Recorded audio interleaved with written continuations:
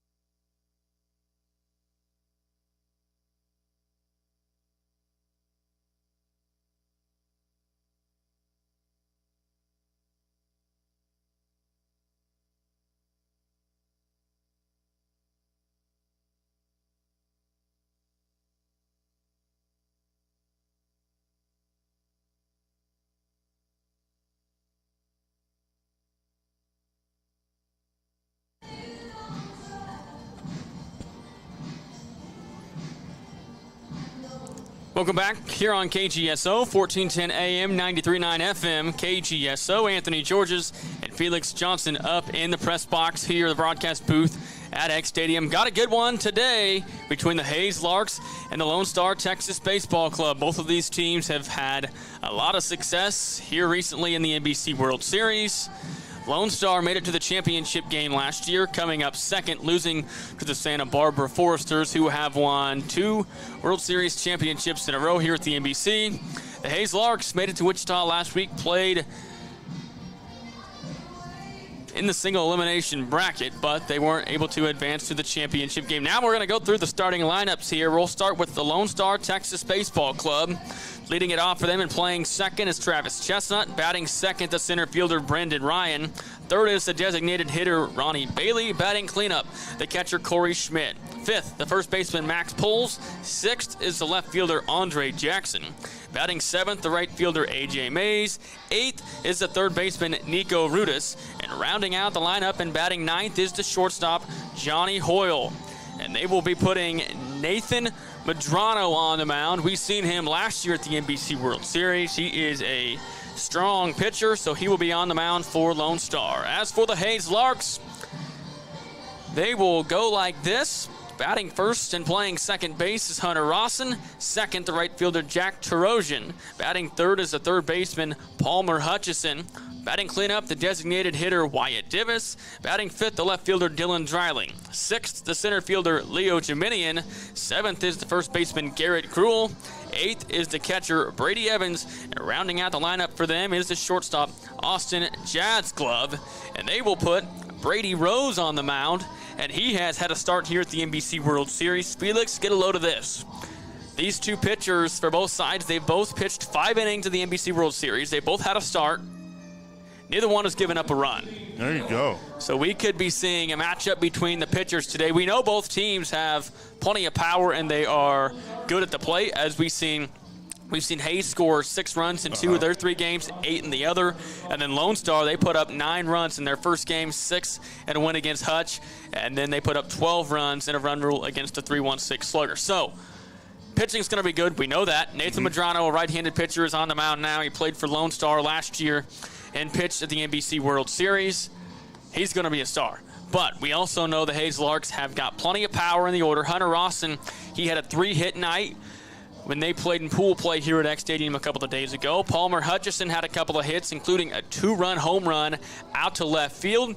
Wyatt Divis, the designated hitter, he has been in a Larks uniform for the last couple of years, as well as the center fielder Leo Geminian. So this team is going to be tough to take down. We saw him take on the Santa Barbara Foresters last year. Didn't quite get the job done. Neither did Lonestar, but Lonestar faced them in the championship. So it's going to be Lonestar in the field first. And their pitcher, Nathan Medrano, we mentioned how he does have 1 start, 5 innings pitched, 0 earned runs, gave up a walk, along with 7 strikeouts. As for the pitcher for the Larks is Brady Rose. He's got 1 start as well, 5 innings pitched, 0 runs, just like Medrano. 3 batters walked and 8 strikeouts. So Felix, before we get started, last-minute thoughts of what we're going to see in this game. We talk a lot about the pitchers, the power that we see from both of these guys. They haven't allowed a run and all the good stuff that they've been doing all summer long for their teams. It'll be interesting to see who breaks first, who's going to allow a run first, because when this is all said and done, we could have a pretty quick ball game, 1-0, and we're out of here pretty quickly. But then again, we could also see both these guys just have some really out-of-character performances, and then we could be here a little bit later, maybe some extra innings. And then how do these teams perform when we see them having to go into the later innings and actually have to put some runs on the board instead of having to dominate like they have so far?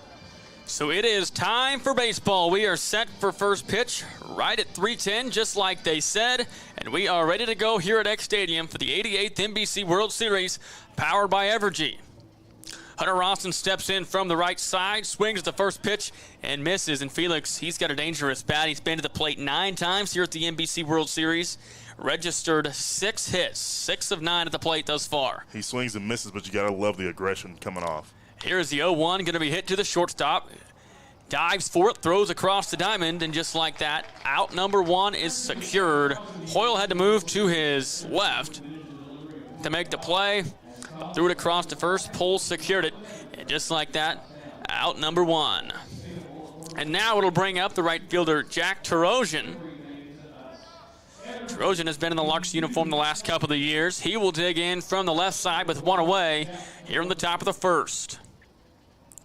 And the pitch is going to be swung on and hit down the line. Third base side going foul, but a nice catch made in foul territory. Really great play made there by Andre Jackson. Finds it in foul territory, and just like that, 2 quick outs.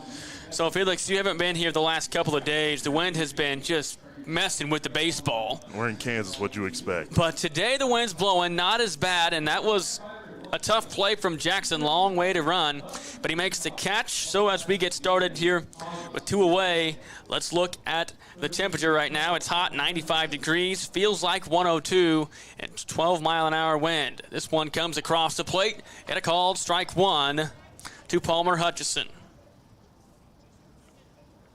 Hutchison hitting 143 so far through the tournament. Not great, but has a few hits and a home run. Couple RBI. Here comes the 0-1, swings at this one and misses, and now he's down, no balls and 2 strikes. Felix, you mentioned that home run. He hit it the other night when I was on the air, and it's one of those balls that just kept carrying, and he got it to left center field. He cleared the fence with ease, and it really helped the Larks. 0-2 pitch, swinging and missing, and striking out is Hutchison, and it's a 1-2-3 inning for Nathan Medrano, and we go to the bottom of the 1st, where Lone Star will come to the plate for the first time on KGSO.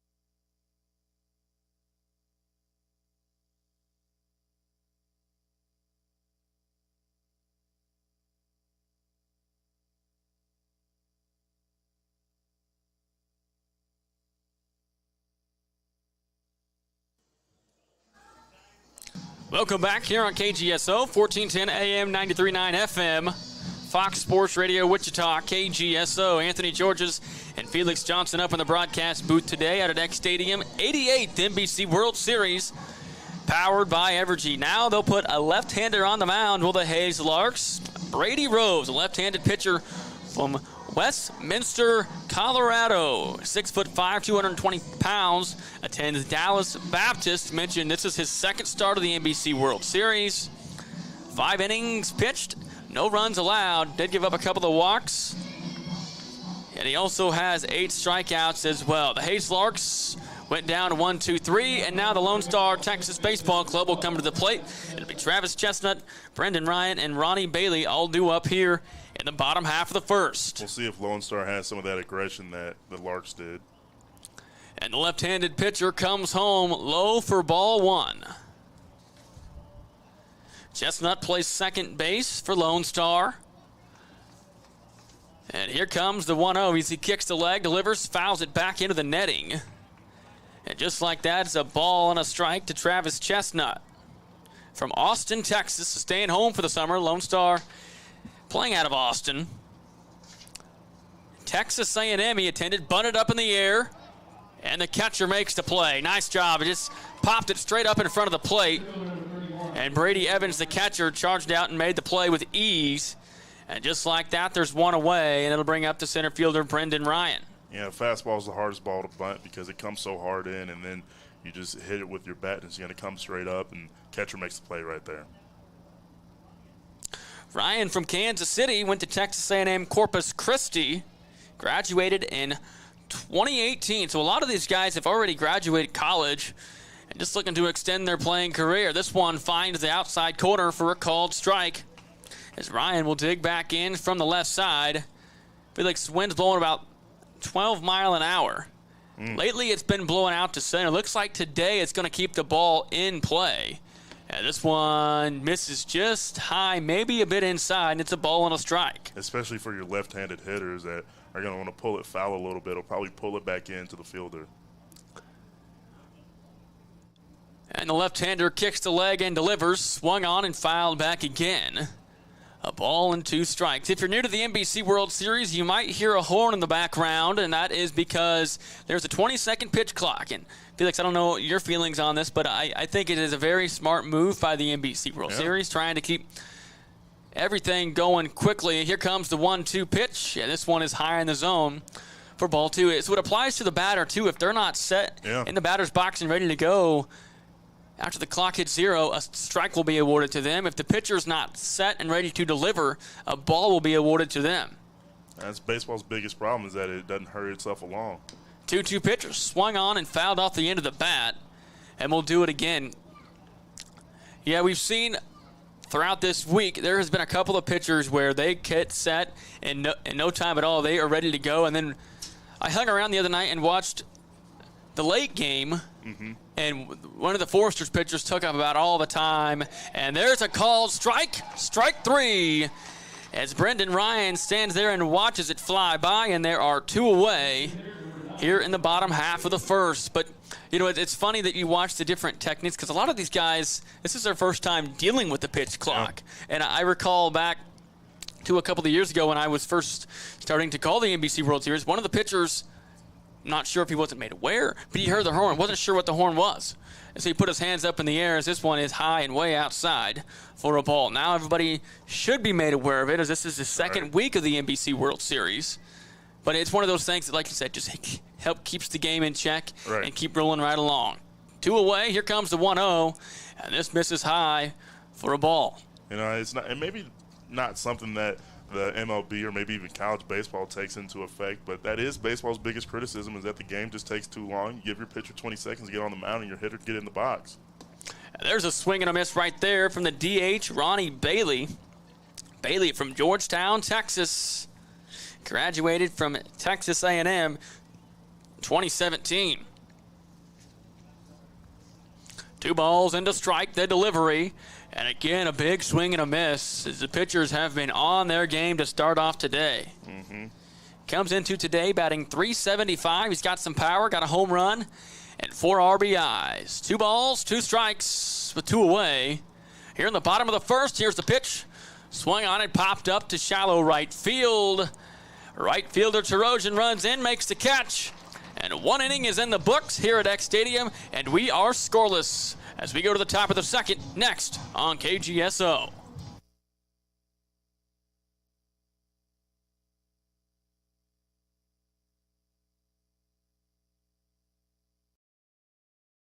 What does better mean to you? Better is personal. Better is community. Better is connection.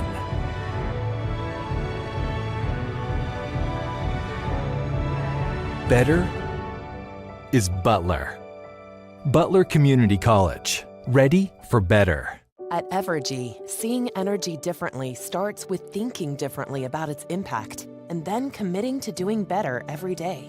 As we continue to expand our investment in renewable resources, capturing more wind, gathering more sunshine, we're able to generate power that's cleaner and provide it to you more affordably.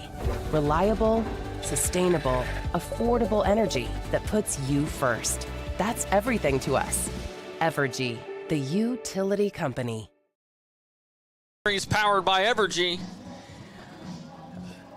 Neither team has got a hit. Neither team has got a run. Top of the second inning. Lonestar back in the field. The Hayes Larks come to the plate for the second time. They went down in order the first time. Wyatt Divis, the designated hitter, due up first in the inning, followed by the left fielder Dylan Dreiling and the center fielder Leo Jeminian. And Madrano delivers outside for ball 1.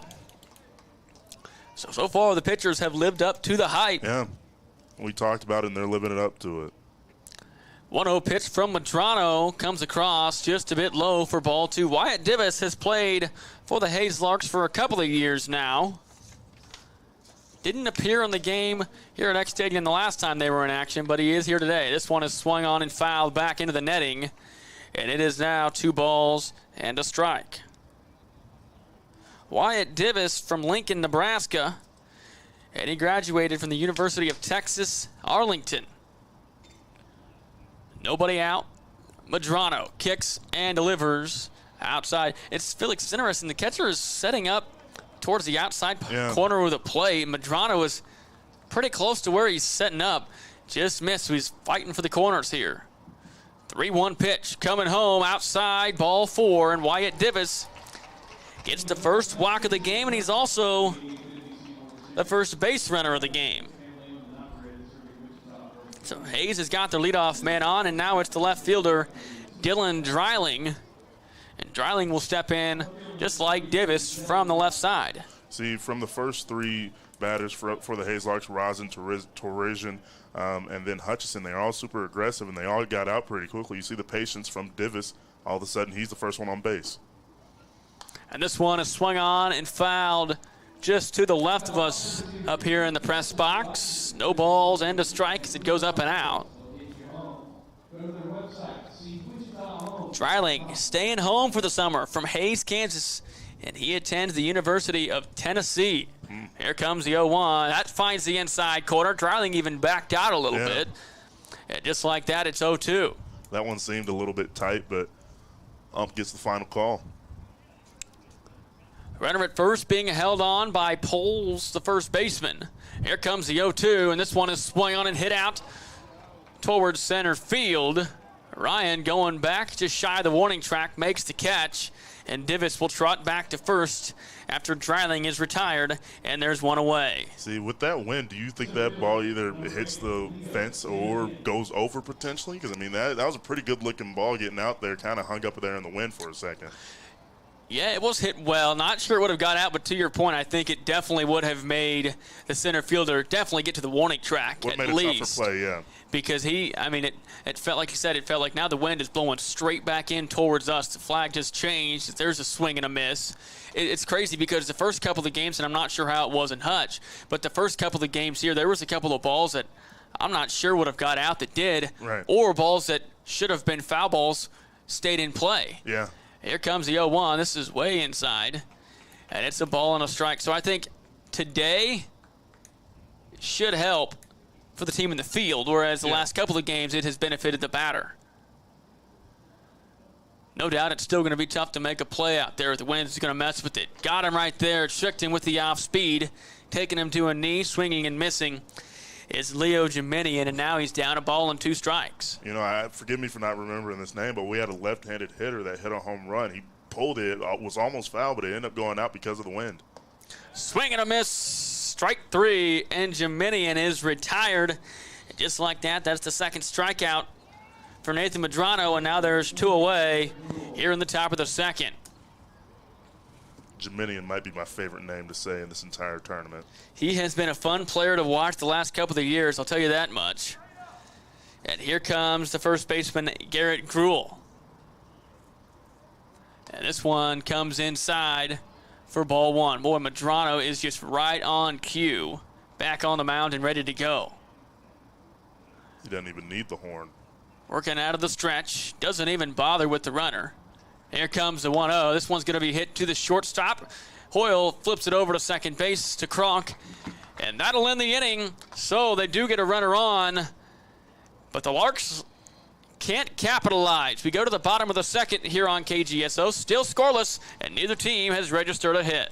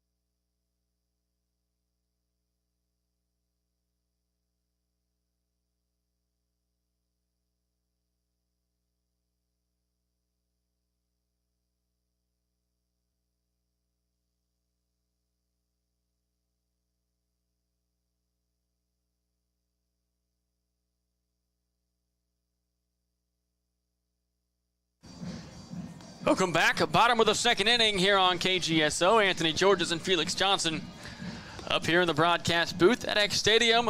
The Larks get Wyatt Divis on. He walked and then was out at the fielder's choice to end the second. So now we go to the bottom half of the inning. Brady Rose back on the mound for Hayes, and it will be 4, 5, and 6. And this one is dribbled foul. No balls and a strike. So Corey Schmidt, Max Poles, and Andre Jackson all due up in the inning.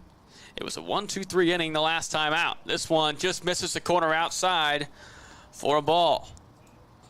Seeing a little bit more patience coming from Lonestar than we saw from the Larks, but the Larks did get a man on with a walk. Here comes the 1-1. Check swing, decided to hold back just in time, and now it's 2-1. 2 balls and a strike. Max Poles, the first baseman, due up next, but now it's the catcher, Corey Schmidt. Swings through this one, and now it's 2-2.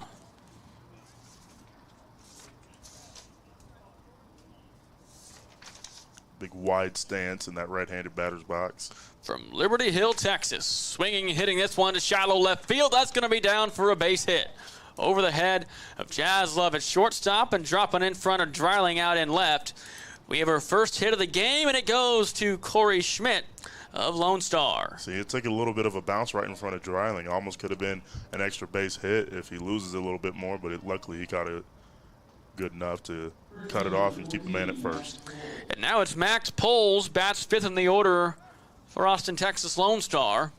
He will dig in from the left side, and Poles has a man at first. And he swings through this one, maybe a bit high in the zone, but he swings through that one. Mm-hmm. Poles from Dripping Springs, Texas. He graduated from Texas A&M Corpus Christi back in 2018. Today he's playing first base, but he also plays in the outfield as well. This one comes across high for a ball. 1-1 the count. Lone Star has got the only hit of the game thus far. See, between him and Ronnie Bailey, those are the 2 bigger hitters that we've seen so far today. And the 0-1 is swung on and missed. Chase it down in the dirt there. Did Poles. Now we have to fight it off. A ball and 2 strikes. Coming in. A little bit of excitement with the man on first, trying to get him around the horn very quickly. Coming into today, he's batting .429, so hitting very well here at the NBC. And again, this is a delivery high for ball 2.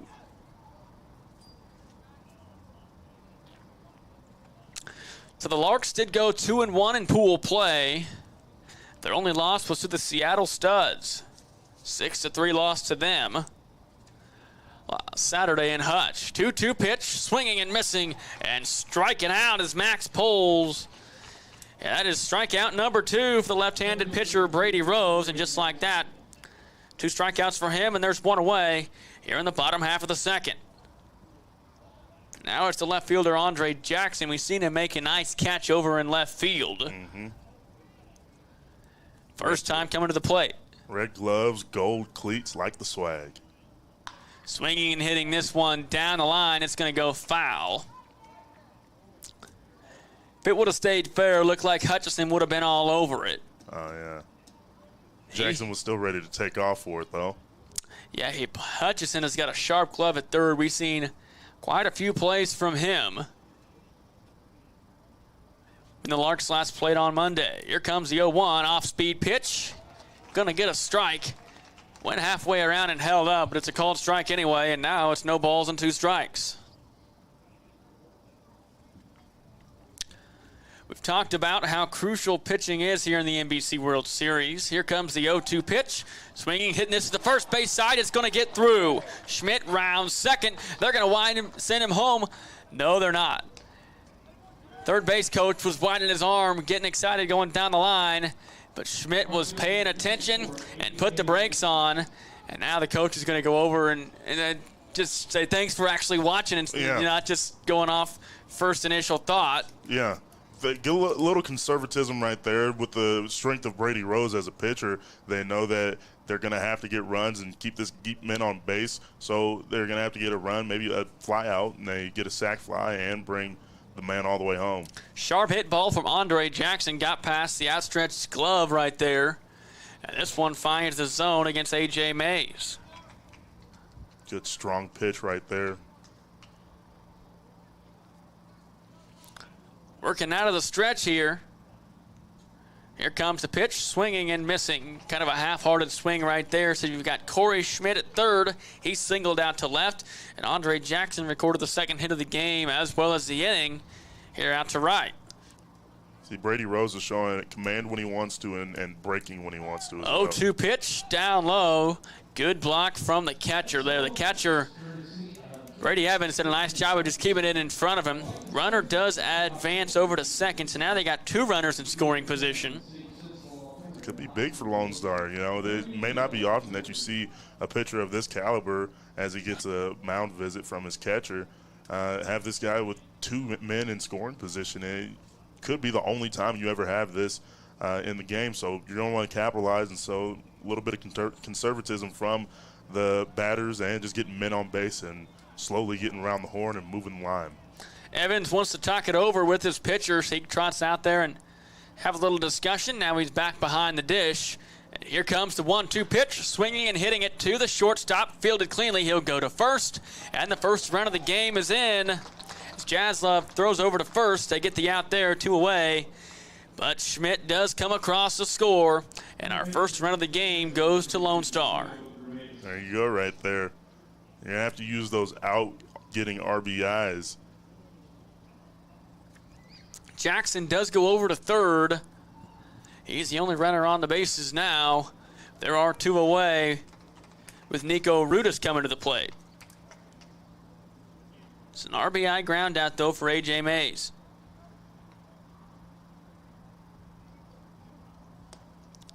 Two away. And it is a ball and a strike here in the bottom half of the second. That is Mays' 3rd RBI of the tournament. Here comes 1-1. Check swing, yes. And now it's 1-2. Rose kind of froze him up right there, Felix. He wanted it, but pulled back. Just couldn't quite get back enough, and now it's a ball and 2 strikes. Batting .333 here at the NBC World Series. Called strike 3. And Rose gets out of it. Only 1 run comes across here in the bottom of the second, but Lone Star does lead it. They get on the board first. We go to the third with Lone Star 1, Hayes 0 on KGSO.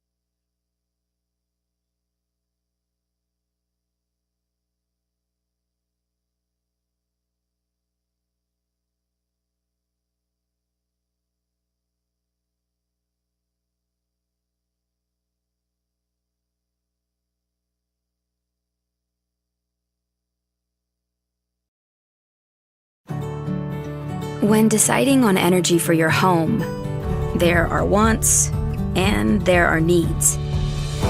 You want it to be good for the environment, but you need it there when the weather gets bad. You want it to save energy, but it has to be affordable too. Thankfully, you don't have to make a choice. It's natural gas. Spirit Aerosystems is where flight begins. It's where decades of aviation innovation fuels the aerospace industry. It's where the world's largest aircraft structures take shape. For a long, long time, he's on the third base side. And now it'll be Brady Evans, Austin Jaslov, followed by Hunter Rawson. 8-9-1 as the first pitch from Medrano comes in low for a ball. Very good pitcher. I know we're only 2 innings through the top of the third here, but very, very good pitcher, Nathan Medrano. And here comes the 1-0 pitch, and Evans swings and hits it up the middle. Scooped by the shortstop. Hoyle throws to first, and there is one away. Evans made some contact. Problem was Hoyle was right there, and he scooped it up and delivered over to Poles at first. And now we go to the shortstop, Austin Jaslov, to round out the lineup for the first time. He's a defensive specialist, but he's got a little bit of pop in his bat, so we'll see what he can do here in the 9-hole. And he swings through this one and misses. Yeah, he's been sharp for the Larks. Back to their game on Monday in their win over the Kraken 6-1. He had a nice game. 0-1 pitch, swinging through and missing this one.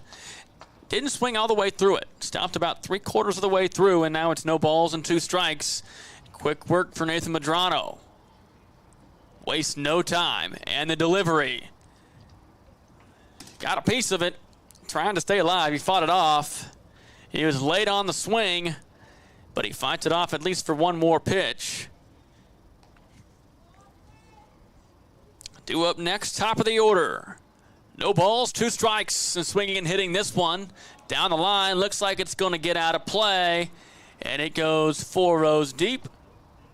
It's an easy souvenir for a guy if he wants one. He's the only guy down there on the first base side, and he decides, you know what? Why not? It's a free baseball. Well, I mean, if the wind would have caught just a little bit more, it probably would have landed right in his palm, but fortunately it didn't. He's got his souvenir, an 0-2 pitch, swinging and missing and striking out. It's Austin Jaslov. That's strikeout number 3 for Nathan Medrano. And the Larks have got to get something going here as they are yet to record a hit. 3rd strikeout of the night from Medrano, but good news for the Larks. They go back to the top of the order. It'll be the second baseman, Hunter Rawson, who grounded out to the shortstop in his first time up. Swings the first pitch, 3rd base side, foul. This is something I noticed about Rawson, Felix. So the last time that I saw the Larks in action was on Monday. His first 3 times to the plate, he swung at the first pitch, and he singled 2 out of the 3 times. A very aggressive hitter. Yeah. Not going to wait for it. 0-1 pitch, swings and misses this one. And it's 0-2. See, that aggression can get frustrating when you're just not getting the pitches that you want or that you're used to. And especially going up against a pitcher like Nathan Medrano, it's going to be a little bit harder. No balls, 2 strikes coming home and hitting this one out to left field. This is well hit going back towards the warning track. Wall, it's gone. A home run for Hunter Rawson over the left field wall. And the Hayes Larks have tied the game up with a single solo shot home run from Hunter Rawson. Touch 'em all as he steps on home plate. And Felix, this game is tied. Well, there you go right there. As soon as we talk about him being so aggressive as he rides back to the dugout with this pink cowboy hat and his horsey, and we talk about him being super aggressive, and it works out for him. You talk about him getting 2 out of 3 singles, and all of a sudden he takes 1 yard. It's Nathan Medrano will have to recover after a home run from Hunter Rawson. This one is swung on and fouled back from Tarosian. But the Larks, they've got some life now with a little bit of a 2-out rally after the home run. And that was, he knew right away. Andre Jackson took a couple of steps back, and he knew it was gone. So that's it. Rawson ties the game up. Solo shot out to left, and now we'll see how Lonestar responds with Jack Tarosian up at the plate. He flew out to left field his last time up, and this one is low for a ball. Man, oh man. Boy, Medrano has been accurate, though. He's thrown 30 pitches, Felix. 23 have been strikes. Wow. He hung that one over the plate, and Rawson did make him pay, though. So we are tied up at 1. 3 balls and 1 strike coming here, and this one is high.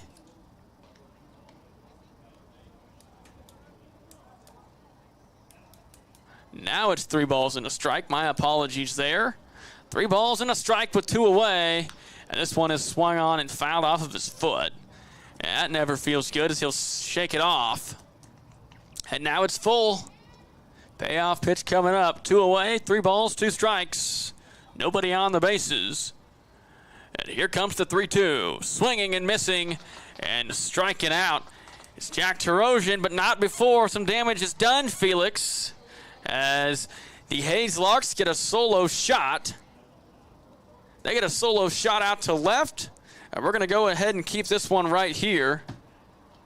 And it has been quite the day, though, for the pitchers. Yep.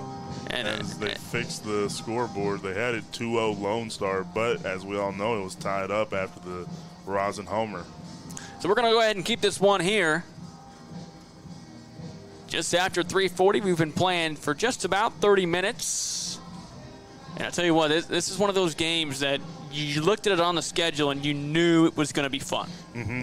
Yeah, a really good matchup between the pitchers. I mean, each one of them had given up a run. One was a homer. I mean, we talked about Hunter Rosin. I think that's the funniest thing, that we talk about how uber aggressive he is and how much he swings. He struck out in the first inning, and all of a sudden he finds himself with one going over the fences and just ties up the game. So maybe that's the kind of game we're going to have is wherever somebody screws up and wherever somebody makes a play, it's going to work out exactly where it needs to be, just for the drama of baseball to keep continuing.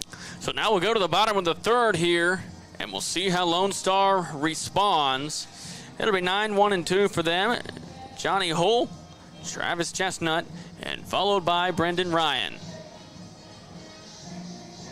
Okay, is it 2-1 Lone Star, or am I confused? No, we should be all tied up. All right. Corey Schmidt scored a run for Lone Star, and the Hayes Larks. No, they fixed it as soon as we talked. And the Hayes Larks, they did get a single shot, solo home run, as there comes the first pitch at the bottom half of the third. And Rose kicks and delivers. And that's going to bang off the facade out here at X Stadium. And now he'll have to fight it off. That's the top of the sweets right there. 0-1 pitch coming home and hitting it to second base. Should be a routine play, and it is. So Rosin hits a home run and then gets the first out in the bottom of the third inning as well. And now it'll bring up the top of the order. The second baseman, Travis Chestnut, popped up to the catcher to lead things off for Lone Star.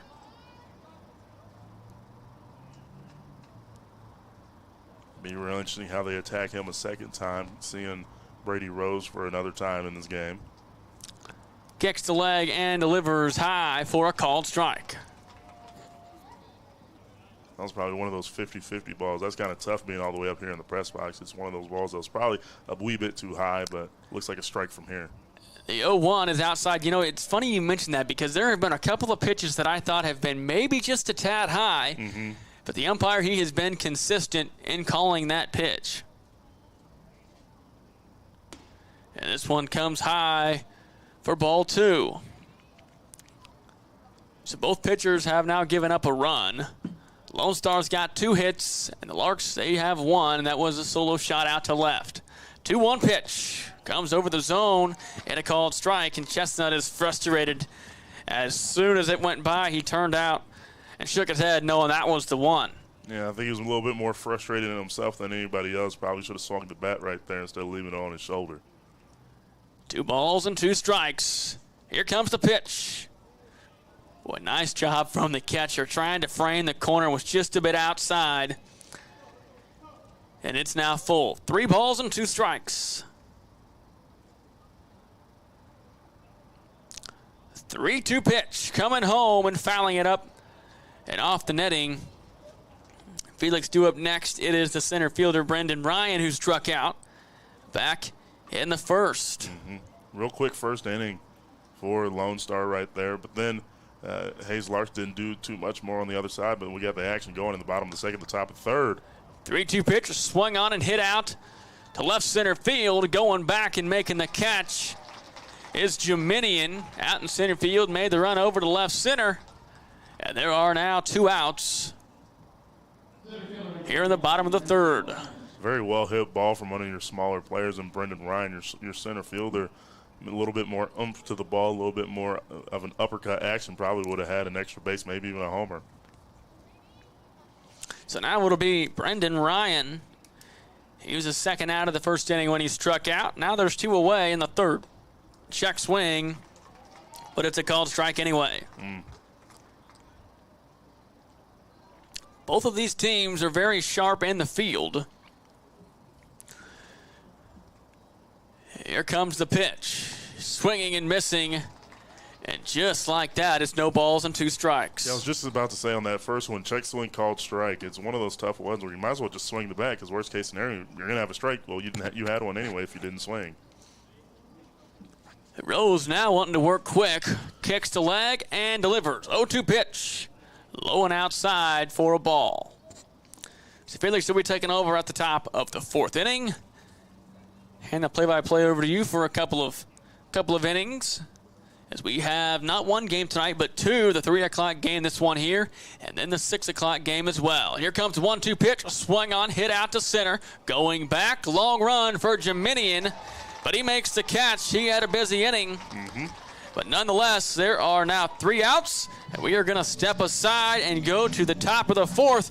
But it was a busy inning for the Larks. They tie things up at 1 apiece. 3 innings in the books. We go to the 4th on KGS.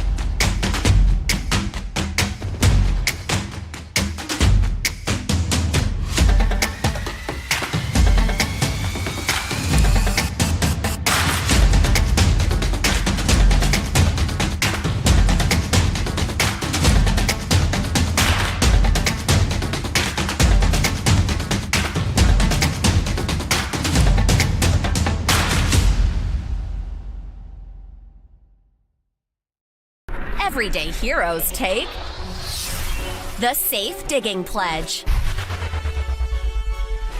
We'll wait 2 full working days before digging. I'll use soft digging techniques in or near tolerance zones. I'll make sure underground facilities are marked before I dig. Protect Kansas. Take the pledge at beadigherokansas.com. Pitch incoming. Ball way gone, but no man on, so no one will advance. Steps back in. Medrano with his quick windup. Takes the pitch. Swung on and flying out to shallow right field. And the catch will be made for the first out of the inning. Yeah, Mays makes the catch, and that's one of those where in right field, the way this ballpark is set up, it can be tough because the sun is just glaring right at you. Yeah. Same with the first baseman, but Mays made the catch like it was no problem. Yeah. With the wind coming in from right field, too, it's been a little bit tough. Felix, I don't know if you just saw that. We just saw Hoyle run out to right field, give something. Well, he gave Mays sunglasses because he didn't have sunglasses. So that's telling me the sun is causing an issue out there as well. There you go. Divis returns after he took a walk in the first at his first at-bat and takes the ball on that first pitch there. 1 man out here in the top of the 4th. Incoming pitch. Swung on and fouled back behind the first base dugout.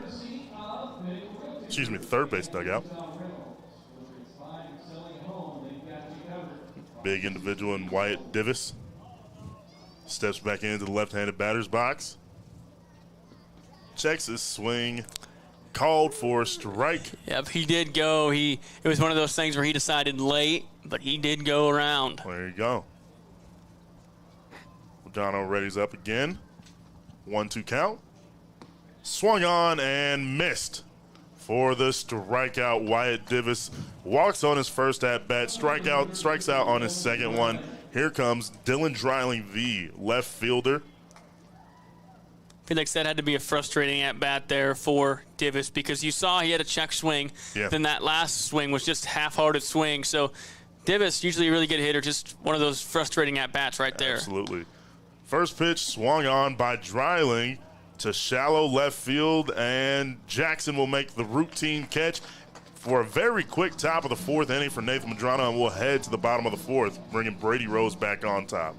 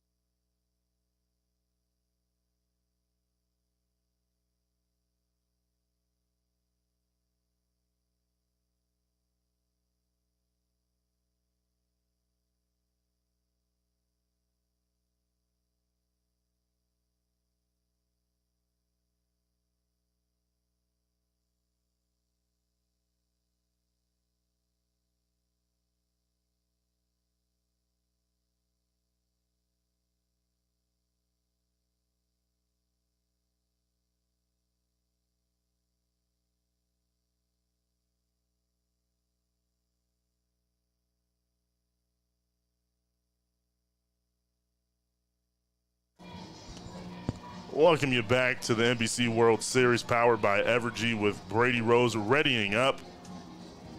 And they throw the ball around the horn just a bit as they welcome back in to the batter's box the DH Ronnie Bailey, standing at 6 foot tall, weighing in at 225. How true do you think that is for the DH, that 225 there? He's a big guy, and he's solid. And boy, if he puts a good swing on a baseball, Felix, look out, because man, oh man.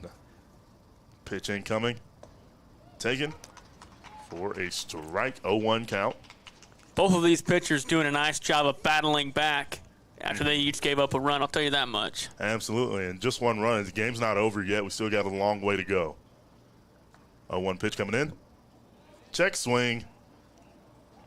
And that's going to be called for another strike, 0-2 count for Mr. Bailey. So I wanted to mention this here about how accurate these pitchers have been. Both pitchers have thrown 43 pitches. They've both thrown 32 strikes. Wow. 32 strikes, 11 balls for each pitcher. That last pitch taken for a ball by Ronnie Bailey. 1-2 count, no man on base or out. Comes Brady Rose. Swung on, fouled down the third baseline. Looks like he was a little bit out in front of that one. As one of his teammates sprints out to left field to get the ball out of play.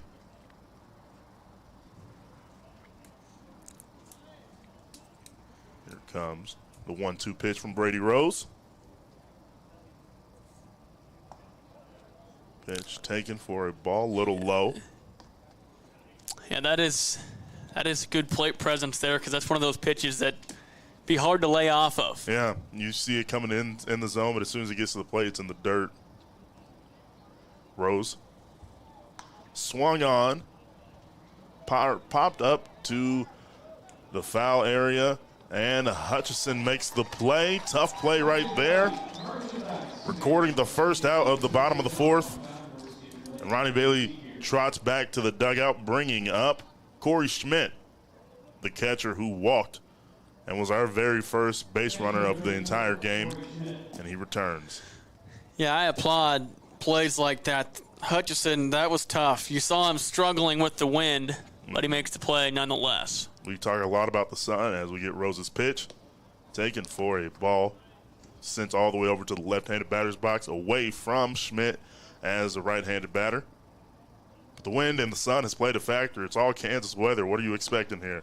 High pitch taken for a ball, 2-0 count. Gonna want to see Rose get a little bit more aggressive here, as he hasn't thrown a strike yet. Pitch taken for a third ball. Here comes the hitter's count. Rose knows it too. Can see a little bit more aggression. Here we go.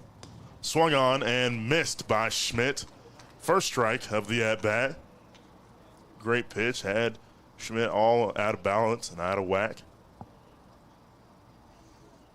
Rose again wasting no time. Swung on and missed again, filling up the count at 3-2. 1 out, no men on. Back-to-back nice swings there. First one looked like he was trying to go golf and he chased it low, but that one was a good level swing, but Rose just blew it by him. Payoff pitch incoming. Swung on and missed. Strikeout Corey Schmidt. Brady Rose gets the second out of the inning. And you appreciate that from the pitcher. Down in the count, I mean, it's 3-0. Everybody here is probably thinking, oh, it's going to be a walk. Yeah, you like the aggression. And he battles back. You like the aggression strikes him to get out. back in there and find a way back in. I mean, that's what good pitchers do. You end up finding yourself at a 3-0 count and strike the guy out. 3 straight strikes. Here comes Max Poles. Takes the first pitch for a strike. It'll be interesting to see how long they let these pitchers go, as they're both getting close to 50 pitches here. And now he is over 50 after that one. Swung on, landing off of the shed over there. You know they're not going to be able to pitch again. At least start a game. Yeah. You certainly wouldn't expect. Crazier things have happened, though. Incoming pitch. Taken high for a ball. First ball of the at-bat. 1-2 count with 2 outs. Here in the bottom of the fourth.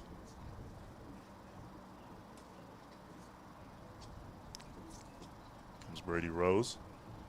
Lefty coming in.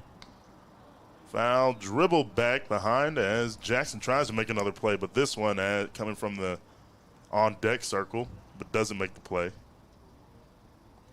Max Pohl steps back into the left-handed batter's box, and the left-handed pitcher gets ready for him. Swung on and popped out to the shortstop, Andrew Jaslove, and that's where we find ourselves here, ending the fourth inning. We'll come back with the top of the fifth.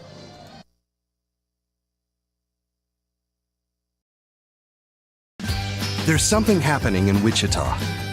Excitement, movement, a vibe. A city that offers amazing experiences delivered with heart. From arts to attractions, nightlife to sports, you feel the energy at every turn. A little fancy, a little funky, but always friendly. Come see the place we love. We think you'll love it too. Discover more at visitwichita.com. Seeing the world of energy differently means looking forward and innovating now. It's why we've invested in a next-gen infrastructure, one capable of providing energy to you more dependably than anything before it, so you can focus on what matters most. Reliable, sustainable, affordable energy that puts you first. That's everything to us. Evergy, the utility company.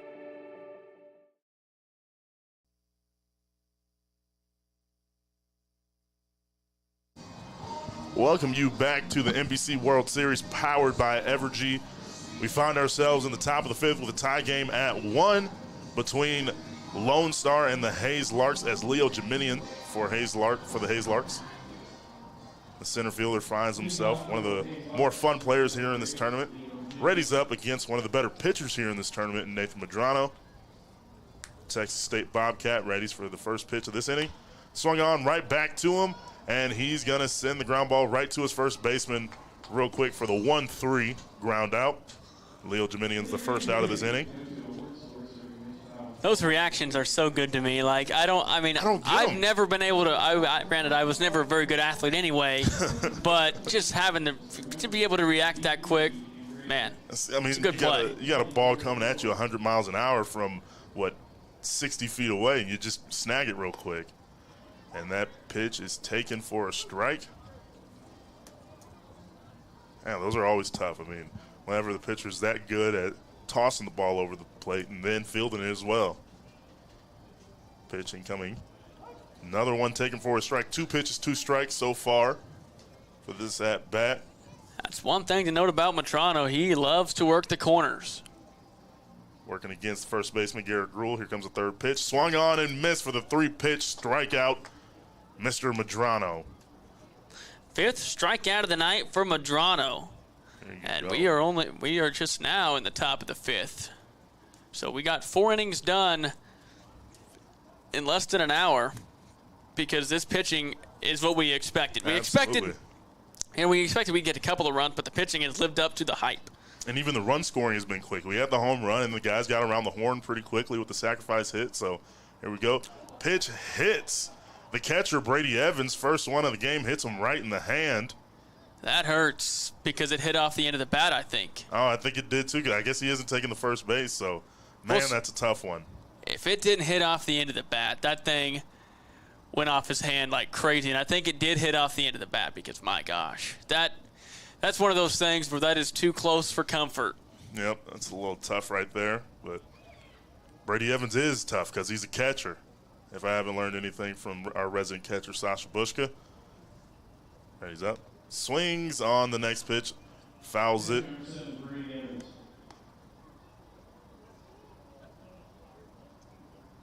There we go. Readying up. That's our second new ball of this at bat alone.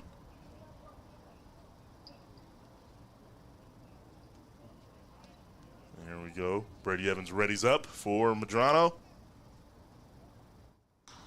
He will pop it out to second. What a catch! Great play made by the second baseman, Mr. Travis Chestnut, with the play right there to end the top of the 5th. We'll be right back here on KGSO.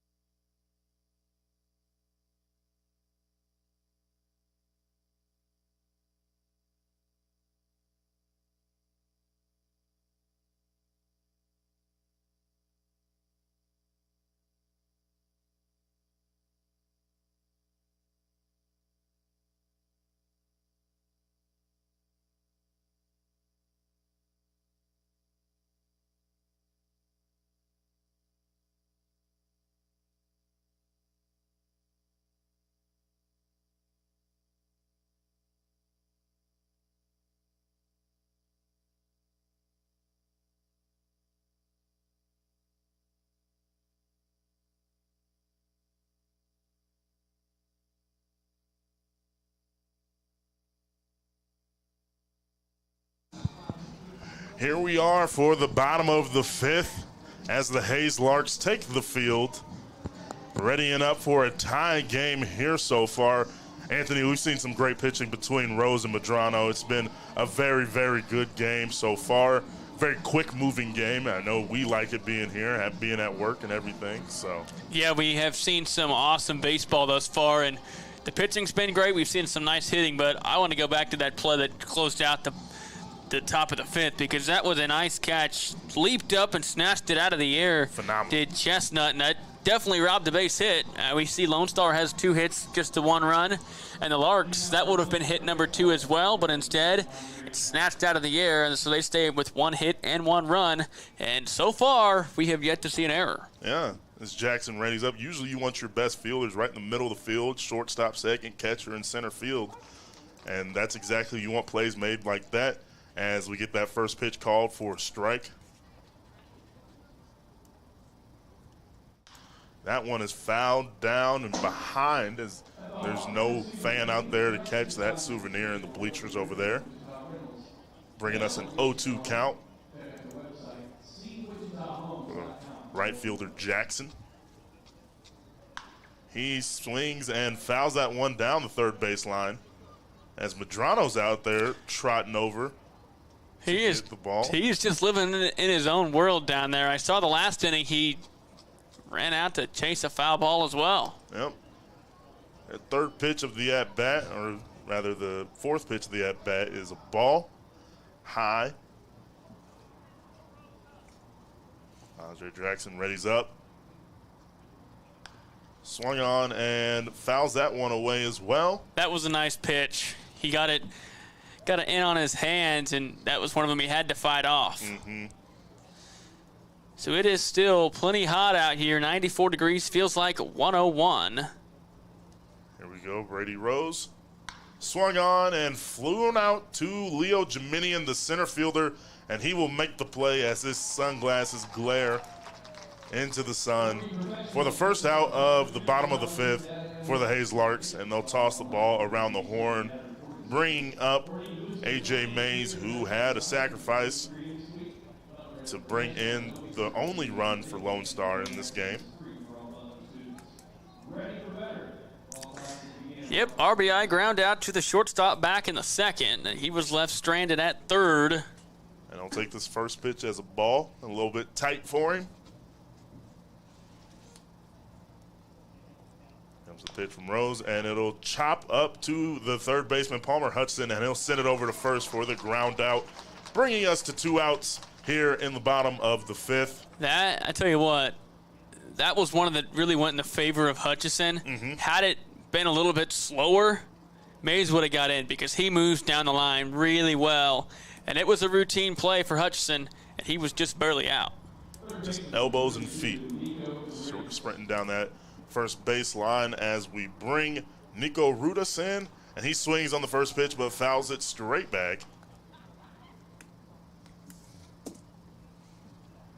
Third baseman crawling into the right-handed batter's box. 2 outs, 0-1 count. Brady Rose readies up for his 5th inning of play. Final batter of the 5th inning, hopefully for him. Second pitch comes in.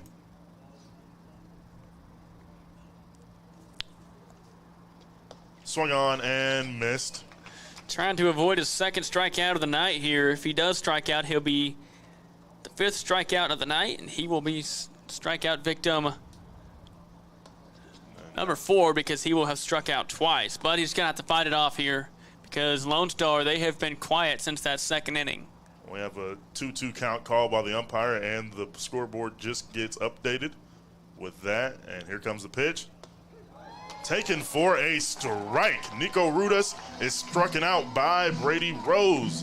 5th strikeout of the game for Brady Rose as we have a tie game going into the top of the 6th.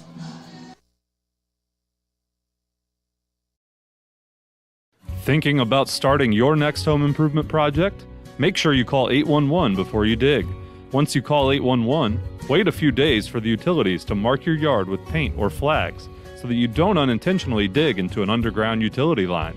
Hitting a buried line can disrupt your neighborhood's utility service, cost money to repair, or cause serious injury or death. Southern Star asks you to protect your community. Dig safely. Call 811.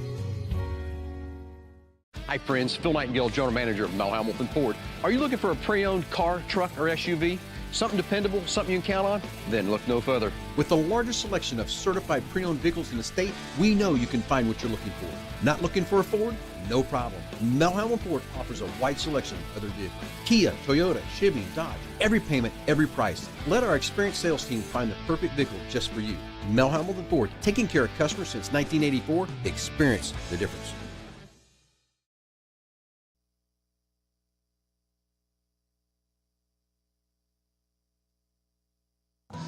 Welcome back here to X Stadium in Tyler Field here on the campus of Wichita State University for the NBC World Series powered by Evergy. Tie game between Lonestar and Hayes Larks here at 1.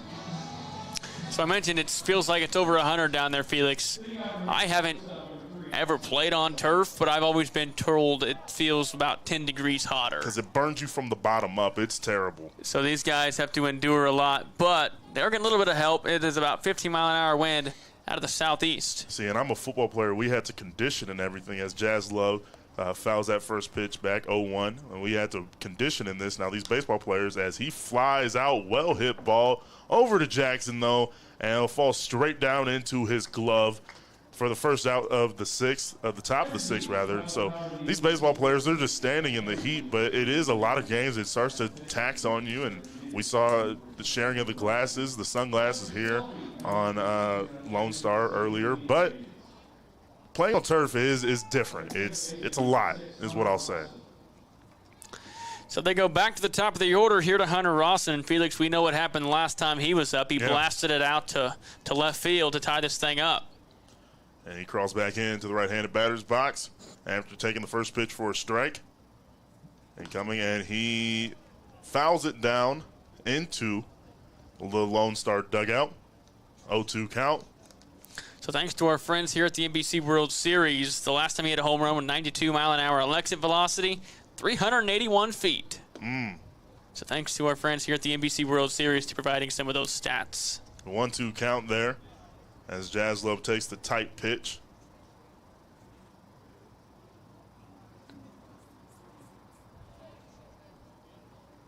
Excuse me, Rosin. 2-2 count for the Hayes Lark as Nathan Medrano sends the pitch in. And it is a line drive into right field, and it will stay foul and bouncing all over for Jackson, and it'll be an extra base hit for Mr. Rosin. He's got a homer and a double in the game so far to go with the strikeout, but you look at the positives compared to the negatives, and he's got a couple of positives compared to one negative so far. Yeah, he did a nice job. He hit it down the line. It stayed just fair, and it's funny because it hit fair, bounced into foul territory, hit off the top of the wall, and then it bounced over in left field, making it a long run for Jackson. But he got it in quickly, but a nice piece of hitting once again. 2-2 count, drilled it down the line, and now Hayes has got a chance to take the lead here in the top of the sixth. Runner in scoring position, welcome in Jack Torrishin. And he'll take that first pitch on the right fielder. Take it for a ball. A little bit of pinball over there for Jackson over there, who's made a couple good plays as the fielder, but that one was just too good of a hit for him. And here we go. Nathan Medrano working out of the stretch now, and that ball will be fouled over. Palmer Hutchison due up next. You know, we've seen a lot of balls go opposite, but they're still going foul, so we're seeing these guys are seeing the ball very well, just need to attack it a little bit earlier. But here we go, 1-1 pitch. Swung on and missed. And that was a half-hearted swing right there. Chased it a little bit low, and now he's got to battle back. A ball and 2 strikes. As for Medrano, he's looking to get out of this thing without giving up any more damage. From Jack Torrisian. Here we go with the runner in scoring position. 1-2 pitch incoming. Swung on and missed. Strikeout for Nathan Medrano. Jack Torrizian returns to the dugout, bringing in Palmer Hutchison, the third baseman. That is the 6th strikeout of the night for Nathan Medrano. There are 2 away here in the top of the 6th. Hayes threatening. We'll see if Lone Star can get out of it. So you're always sitting pretty when you have as many strikeouts as innings played. So here we go as Hutchison crowns the plate a bit, bends his knees. Bat on his shoulder as he readies up for the pitch from Medrano. And he looks back at Rosin on first. And that ball is taken for a strike. 2 outs here in the top of the 6th. Medrano looks in for the pitch. Dangling his arm by his side. Working from the stretch now. He was previously working from the windup, but now that he had that hit to Rosin and swung on and fouled back by Hutchison. We know Rosin can run good too. He gets down the line very well. So a base hit here could give the Larks their first lead of the game. Absolutely. Depends on what Frank Leo decides to do down there, but it also depends on if Hutchison can put the ball in play or if Medrano gets another out. And that ball is grounded to the second baseman. He'll toss it over to Medrano, who ran over to first base for the final out of the top of the 6th for the Hayes Larks. And we'll come back in for the bottom of the 6th inning here on KGSO.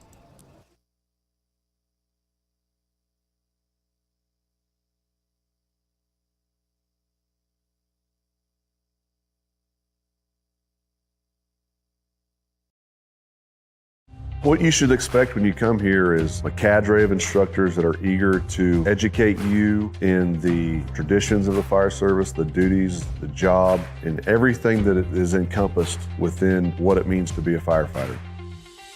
A vehicle is one of the most important investments you'll make, which is why you need both a vehicle and a dealership that you can trust. At Davis Moore, we made a decision long ago to be nothing but honest, to obsess over customer service, and to show nothing but respect for every person who walks through our doors. These core values have kept Davis Moore active in the Wichita community for over 65 years. Come see us at any Davis Moore location or check us out online at davis-moore.com.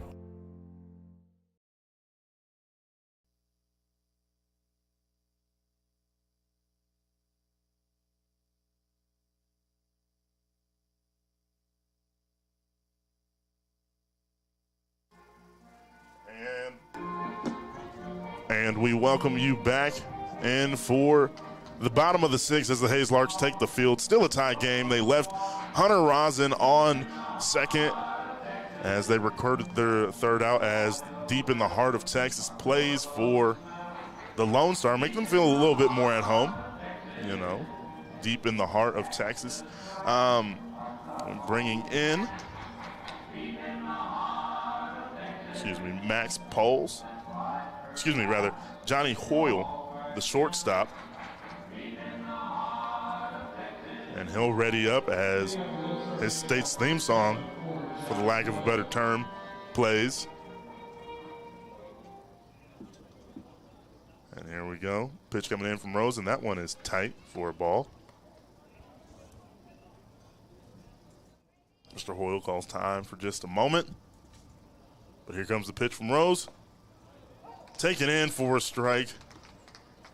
Hoyle's a little upset with himself because that was one to swing on, but he did not. 1-1 count, no outs. And that one will find itself in the outfield for a base hit for Mr. Hoyle as he turns over the lineup for Travis Chestnut, who made an incredible play at second base earlier today, as we commented on. But let's see if he can make an incredible play here at the plate. Yeah, he needs to. Top of the order, popped up to the catcher back in the first, flew out to center field back in the third, and it's a pretty well hit baseball. Yeah. Like you said, he made that phenomenal play out at second. He's got to do something here. He bunts to third, advancing the runner. Mr. Hoyle over to second, recording for the first out of the bottom of the 6th. Playing some small ball. Absolutely. A little bit reminiscent of the Royals from about 2014 and 2015, but bringing back the glory days. There you go. Not so much anymore. I was about to say, if they can bring them back, that'd be nice, but Yeah, that was a nice piece of hitting. And I tell you what, he made that play look really close at first because Chestnut got down the line quickly. But now it's all up to the center fielder, Brendan Ryan, who struck out and flew out to center. Already up in the left-handed side of the batter's box. He'll take the first pitch for a ball for a 1-0 count here in the bottom of the sixth. Hoyle on second. Takes a decent lead off. Rose looks back at him. And he swings that bat, and it's going to find itself in shallow center field. And that ball is going to be a diving catch by Leo Jeminian. Wow, we've seen a couple of really good defensive plays in this game so far. Man, what a catch. Leo Jeminian, I was thinking it may fall in there. Yeah. Just because of you could tell the sun was playing a factor in that ball as well. Coming in a little bit too. Yeah, I was watching because he skied it just right in front of the Wichita State Shockers logo out in shallow center. Shortstop went out, and it kind of looked like Joslin was going to make the play, and then Jeminian just comes and lays out. And he is just one of those athletes that is so fun to watch because he's quick and he can make the awesome Sports Center top 10 play when you need him to. Okay. But now, a little bit of trouble here, though, because you got the go-ahead run sitting at second. Yep. Can't do anything with it. And Ronnie Bailey hopes to do something, get something not landing in the outfield or rolling out there for a base hit as he readies for the second pitch. The 1-0 count. Brings it 1-1 as he fouls that one back towards the left field foul pole. Yeah, he was way out in front of that. If he straightens it up, though, look out.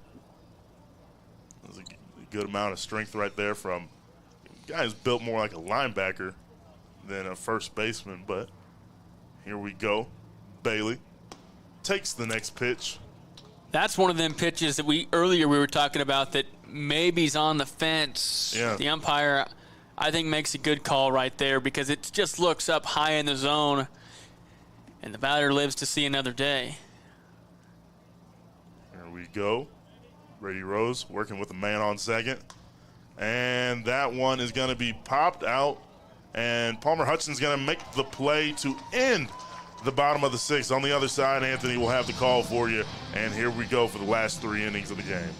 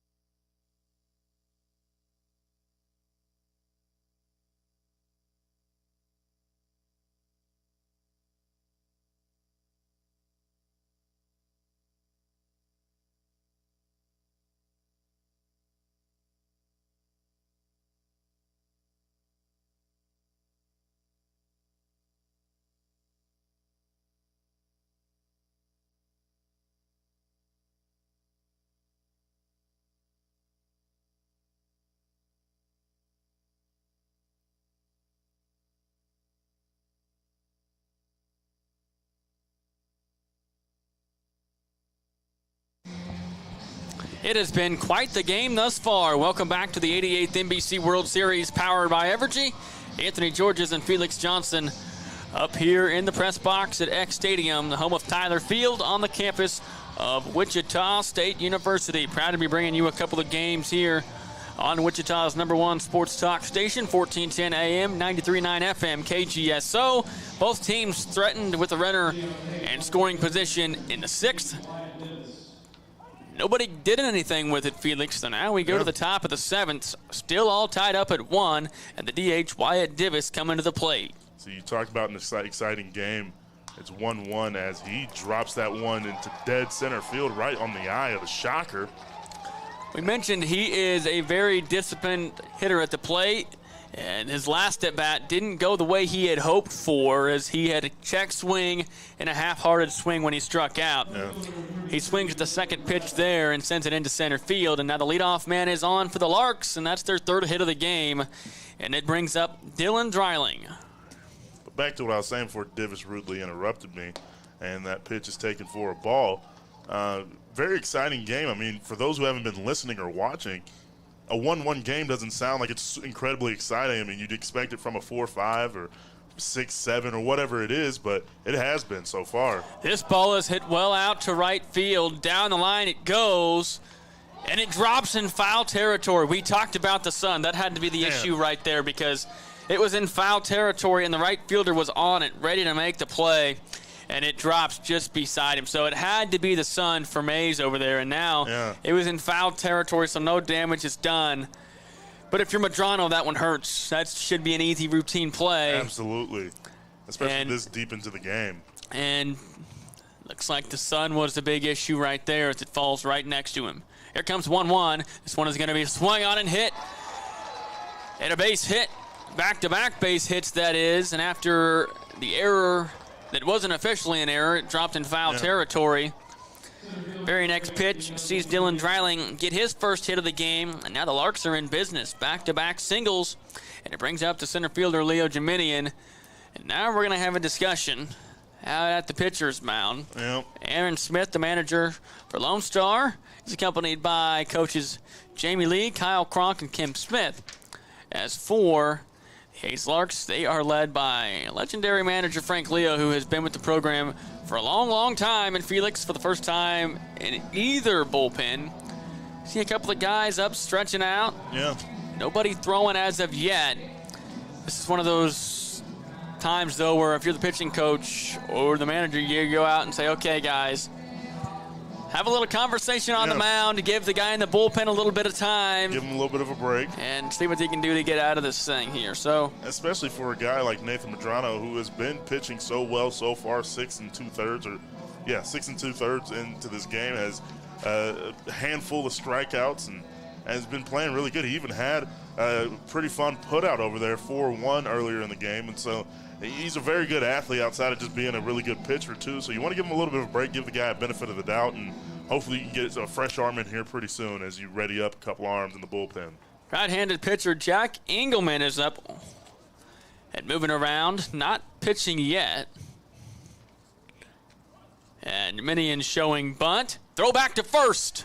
Close, but not in time. Oh, man. Boy, that was close. What a snap-down throw by the catcher Schmidt. Had a little bit of a Chinese fire drill by the infield right there, but Divis wanted to get third right there too, but he doesn't strike me as the top-tier base runner on this team.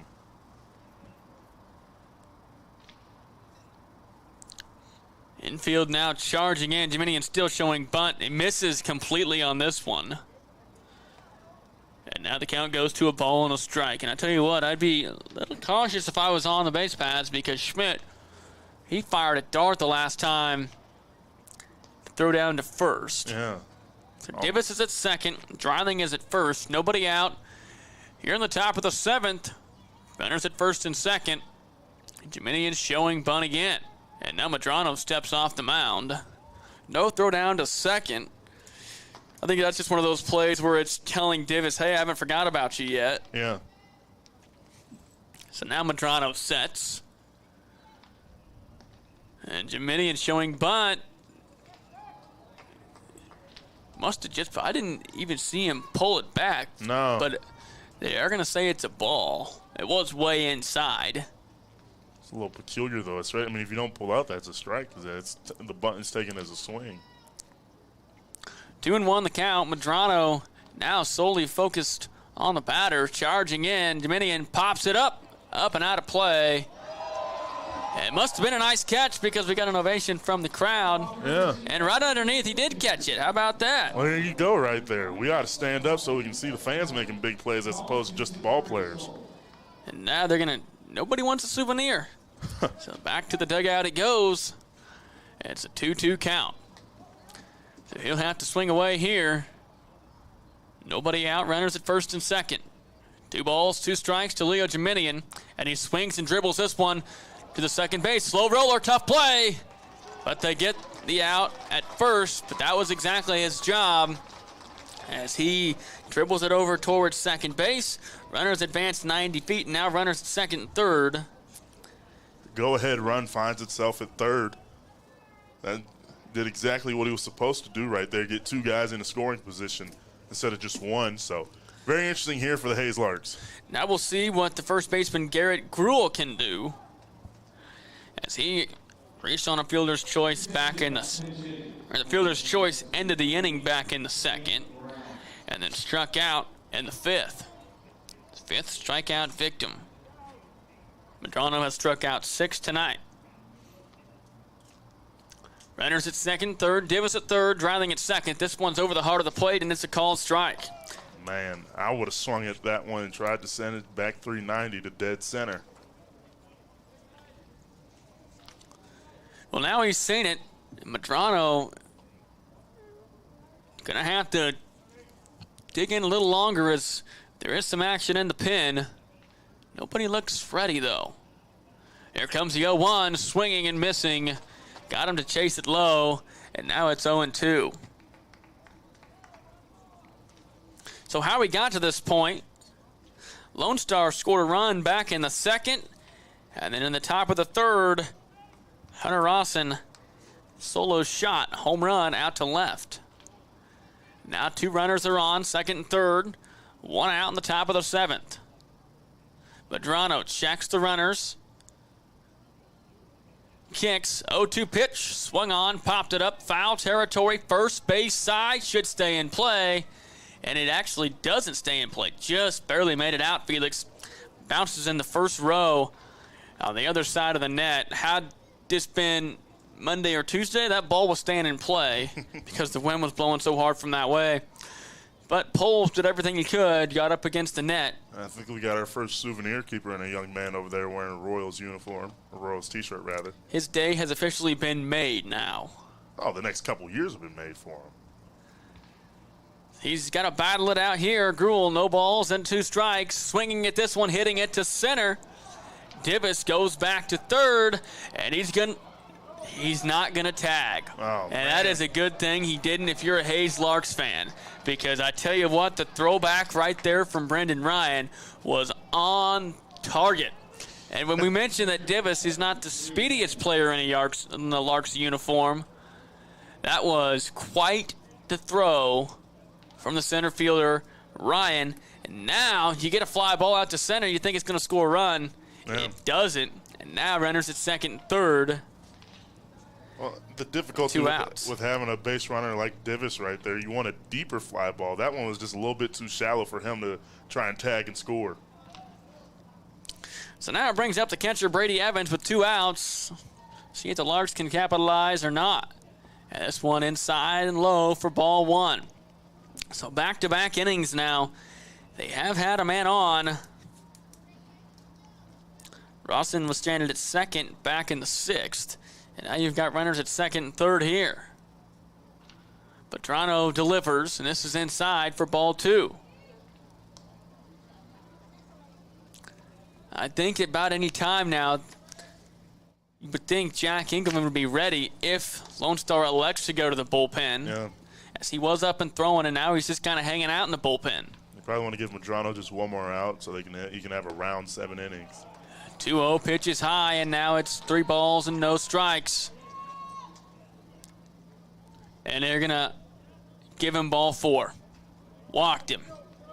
Some exhaustion right there. As the coach, Aaron Smith for Lone Star, called the umpire and pointed at first, they're going to give him a walk.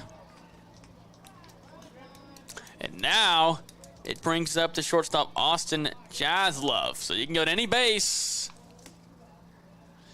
Bases are loaded, 2 away here in the top of the 7th for the Larks. This one is going to be swung on, hit down the line. It's going to get down, and the Larks score a run. Divis scores, turning around and coming home and scoring. It's Dreiling, and Hayes leads 3-1. Man.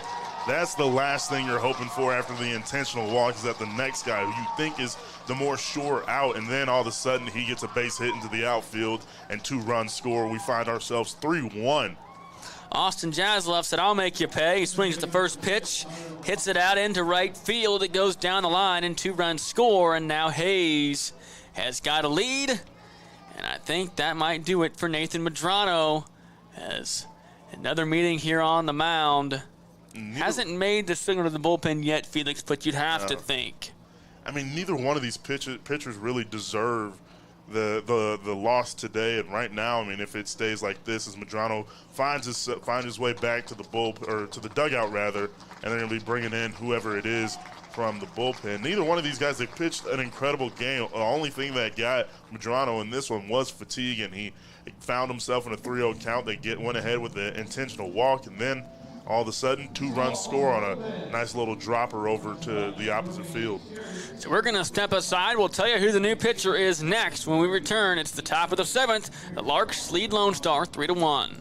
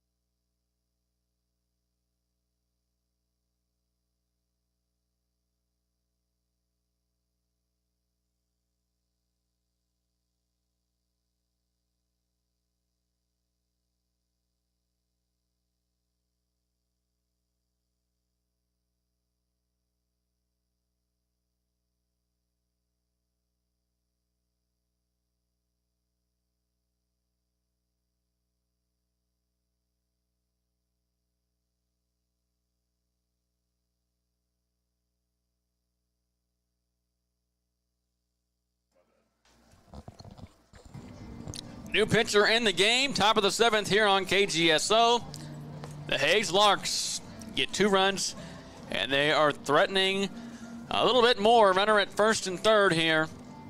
The new pitcher is number 26, Jack Engelman. Appeared in 1 game so far here in the NBC World Series. Gave up a hit. Also had a strikeout. Did not allow any runs. So we'll see what he can do here. All he needs is 1 out. It's a fresh arm coming in for Lone Star, though, after they give up a couple runs in this inning. I mean, just talking about it at the end there is that Medrano's near perfect. So has Brady Rose been. It's just that neither one of these guys really deserve the loss, and so maybe Lone Star finds themselves getting a couple of runs in, so we get a no contest at some point. But it's a little tough right there. So, yeah, both guys just pitched really, really well today. Just some fatigue wore in for Nathan Medrano. And if the roles were reversed, I bet you Brady Rose would have had a similar thing happen to him. But that's just baseball there for you. Do everything right, but then one little slip-up gets you. And they had to go to the pen now because it is the top of the order, and Hunter Rawson coming to the plate. And he has hit a home run and also doubled. And the umpire is looking up to the press box, wanting the music to be killed down on the field, and now we are finally ready to go as Hunter Rawson digs in, runners at the corners. His team leads 3-1. Swinging at this one, popping it up, first base side. Gonna be a tough play, and he can't make the play. Oh, man. First baseman tried to make the over-the-shoulder catch. That is poles, but it's just one of those situations where you only can run as far as you can, yeah, and then you turn your back and you hope he'd make the catch, but he couldn't. See, tried to make the over-the-shoulder catch. Yeah, it's the second time we've seen a Lone Star fielder have the ball land either right in front of him or right beside him, so it's a little bit tough right there. And you mentioned that ball that landed out in right field. This one comes across low. You know what happens if he does make the catch? That's why baseball is one of those games that it's that's just one of the baseball's notorious for. It's just that makes me hurt. Baseball is notorious for that. And here comes the 1-1 pitch. And this one is hit up the middle. Could be a tough play, but it's not because the shortstop, Hoyle, makes a smart decision. Steps on the second base bag and gets the out. So we go to the bottom of the 7th. It is stretch time here at Eck. The Hayes Larks get a couple of runs. They leave 2 runs stranded. It is 3-1 as we go to the bottom of the 7th.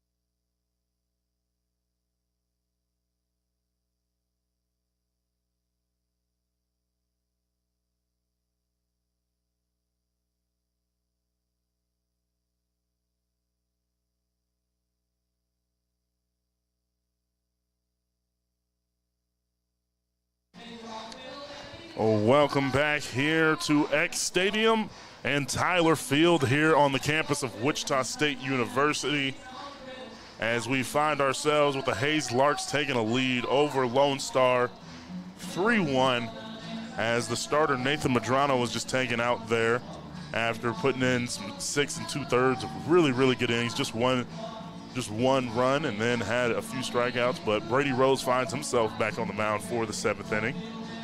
And here we are as Corey Schmidt, the catcher, digs in. He scored the only run of the game tonight, this afternoon I should say, for Lone Star. This game is well from over, though. Lone Star has definitely got the ability to come back, and this one is swung on, fouled up and out of play. Felix, it usually always starts with getting that leadoff man on, though. Yeah. Corey Schmidt does have some power, though. That's why you put him in the cleanup spot. But right now, he's a leadoff hitter. 1-2 is now the count. And don't forget, a couple more games today as well. Next, we have the Seattle Washington Studs against the Hutch Monarchs. Fouled up and out of play again. It's over the entire stadium, it looks like. If you're out in the parking lot making your way in, you just got another souvenir. And Smith's got to fight it off. 1-2 the count outside.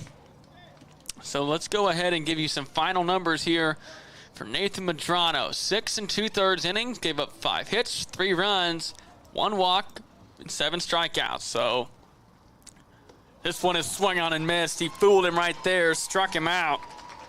Nice piece of pitching right there, Felix. But so you close the book on Medrano. 27 batters faced. One of them days that is just you hope to have. Yeah. But in an elimination game, you hate to go out the way he did. And Brady Rose is trying to steer clear of that, as he has been sharp. He gets the leadoff man out here with a strikeout, and that is strikeout number 6. As that ball is fouled back. I mean, and we talked about it at the beginning of the game. It's going to be who lasts a little bit longer. We'll see if Brady Rose can last a little bit longer than Nathan Medrano did, but it's just tough. This one misses outside. As it's Max Poles, he's 0 for 2. Struck out back in the 2nd and popped up to the shortstop back in the 4th. 1-1 pitch. Just missed the corner. Andre Jackson readies up. And he is 1 for 2 as he's on deck here. Rose kicks and delivers. Same spot. This time it's a called strike. Tough one right there. Again, some of that fatigue is wearing in for Brady Rose. This is his 7th inning of pitching so far. This one is swung on, popped up high in the infield. Jaslov going out to shallow center field, makes the catch. And quickly now there are 2 away. There you go. They hope to make this 3rd out a quick one just so they can say our pitcher lasted longer than yours, but we'll see if they can do so. Second time, Poles has popped up to the shortstop. And now it is the left fielder, Andre Jackson. Bat 6 in the order. Got to get something going here. And this one is swung and fouled up off the netting. And you know, as a fan, I sat down there and watched the late game the other night against Santa Barbara and the Cougars, and you know that netting is super nice just to have as a protective way to make sure that nobody's going to get drilled with a line drive. And look out, that one is going to come off as it hits off the press box up here and then bounces around down on the concourse. It's not funny, but as soon as you said it right there, the line drive goes straight back. It's how it always works, let me tell you. No balls and 2 strikes. Coming home with it. And again, up and out of play. The 3rd one going to virtually the same spot right there as the umpire gets new balls from the bat boy rather. It has been a battle. And now you got a right-hander up throwing in the bullpen. You wonder just how much longer Rose can hang on for. 94 pitches. Here comes pitch 95. Down low in the dirt for a ball. So you think back to last inning, Felix, they did have a man on. Mm-hmm. And They couldn't capitalize. Now they're down by 2 runs. 1-2 pitch. Swung on, hit out to left. It's going to go foul. And the pitcher in the bullpen makes the catch. Very casually makes the play, and then goes back to his bench. That's funny. Probably not going to see any action today, but he can say he was productive when the ball came his way. 2 away, 1-2 pitch. Swung on, popped it up into right field. Could be a tough play. Coming in, laying out and making the catch. It's the right fielder, Jack Tarosian. And the Hayes Larks are putting everything on the line. Is a diving catch right there. Into the 7th inning. We go to the 8th. It's the Larks 3, Lonestar 1 on KGSO.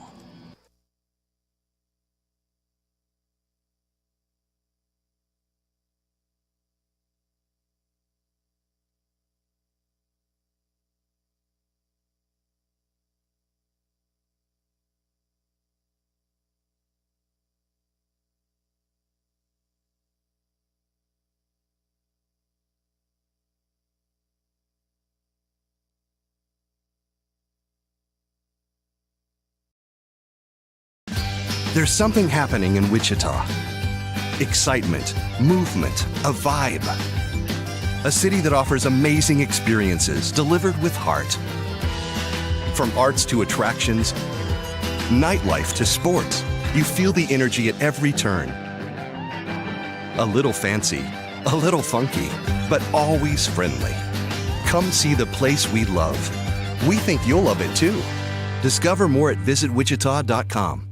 At Evergy, seeing energy differently starts with thinking differently about its impact and then committing to doing better every day. As we continue to expand our investment in renewable resources, capturing more wind, gathering more sunshine, we're able to generate power that's cleaner and provide it to you more affordably. Reliable, sustainable, affordable energy that puts you first. That's everything to us. Evergy, the utility company. Prior to this game, and they look sharp as they knocked out the Hayesville Aviators. As there's a swing and a miss to start the at-bat for Jack Tarosian, who just made the nice diving catch out in right field. Working out of the windup, Engelman comes back in. This one misses outside. Hey, I did want to remind you that there is a lot going on here at the NBC World Series. Today, it's Military and First Responders Day. There's a free ticket for all military members and first responders with the work ID presented at the box office. Tomorrow it's Youth Jersey Giveaway Day presented by Burns & McDonnell. Jersey giveaway for the first 500 kids ages 12 and under to the Hall of Fame ceremony. And then Saturday, Felix, you know what Saturday is? It is championship night. We will have that game for you here on KGSO. I tell you what, it's going to be a doozy no matter who it is, because everybody we've got left has got a shot to win this thing, and there are post-game fireworks as well.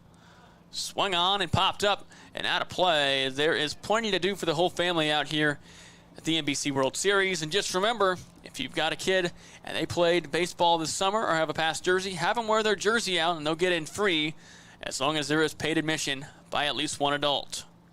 2 balls and 2 strikes. Tarosian stays alive, fouling it off the end of the bat. You know, talking about the two differences between Engelman and the starter Medrano. Medrano had a little bit more of a smoother, more athletic-looking windup. Well, Engelman's got a very quick. He pulls his leg up real quick and twists his foot on that rubber right before he does that and sends the ball as fast as he can. 2-2 pitch, swinging and missing. Oh, he did get a piece of it. Oh, man. Looked like he didn't, but he must have just got it off the end of the bat, because I didn't even see the ball go anywhere. Must have just dropped straight down, and now Tarosian is fighting to stay alive against the right-handed pitcher. Boy, for Lone Star, you want to have a 1-2-3 inning here if you can. 2-2 pitch. Bounces across the plate.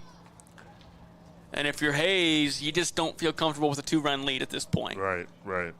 You want to get some insurance runs because you know that Lone Star, making it this far in the tournament, they're a very good ball club, so they're going to get some runs across the plate if you don't do it right here, right now. 3 balls and 2 strikes. Coming home, misses outside, so he battles back. After going down in the count, Tarosian gets on with a walk here in the 8th. The leadoff man is on with the 2nd inning in a row. And, you know, I was looking at this as I made some notes prior to today's game. Lone Star really hasn't been in one of those games that have come down to the 9th inning. They played a close game against Hutch. It was 6-3, but they haven't trailed going in to the 8th and 9th innings, and they do today. Bunt being shown, and Hutchison misses here. See, that bunt defense gets really important, especially with the man on here for Lone Star. Palmer Hutchison gets ready to get back in. We know Trojan can run well. He covers some ground out there in right field as well. Charging in, throw back to first. Poles lays the tag. A little bit of nerves here from Engelman. I mean, he's got to worry about a pretty good hitter here in Hutchinson. And then he's got a good runner behind him. Showing bunt, pulls back. It's high into the zone.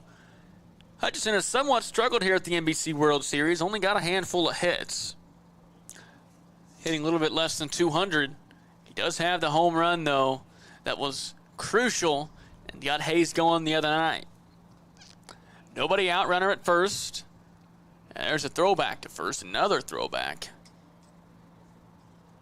I mean, you'd expect the pitcher to be able to rifle it over to first, but I'm just kind of impressed by Engelman doing it there.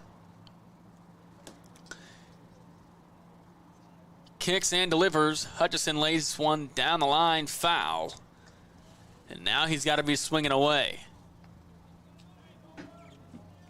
He struck out, flew out to right field, and then grounded out to the second baseman to end the 6th inning.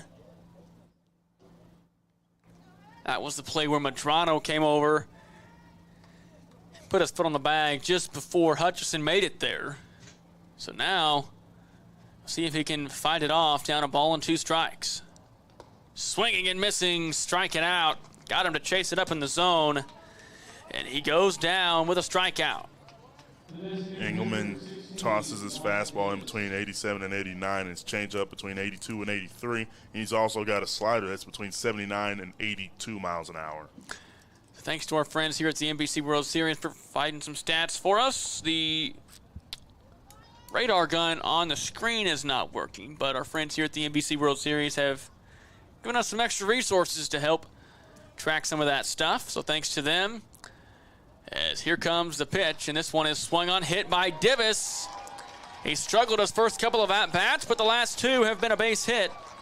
Wyatt Divis hit it up the middle in the 7th and hits this one out to left field here in the 8th. And now runners at first and second as Hayes is starting to move right along. And now another visit to the mound. We'll see if they go to the pen or not, as Engelman is not having as successful of an outing as he did last time, and he's done. And they're going to go straight to the bullpen. Very quick pull there. Engelman gets an out in the previous inning, and then only gets 1 here, so he's only going to get 2/3 of an inning. They bring in a new pitcher. Going to be number 8, Seth DeVries from Austin, Texas. We'll go ahead and keep it here. Seth DeVries, 6'2", 225 pounds. He graduated from the College of Charleston back in 2018. So he's got a tall task. I mean, every time a relief pitcher has come in, it hasn't been in the most of convenient situations.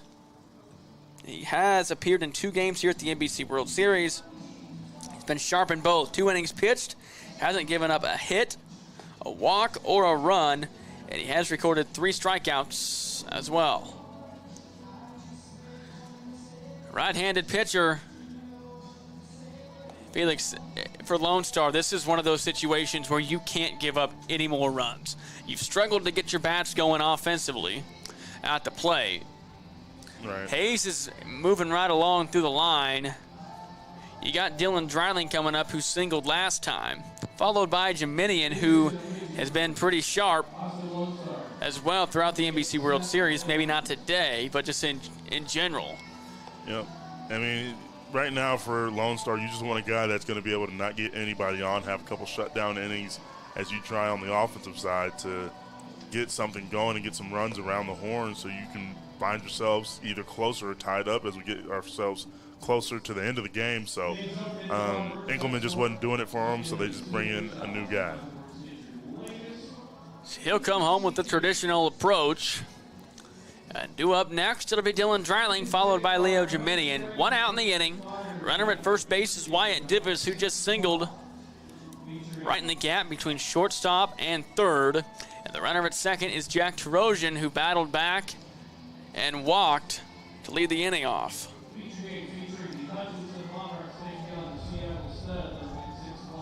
So already one game complete today.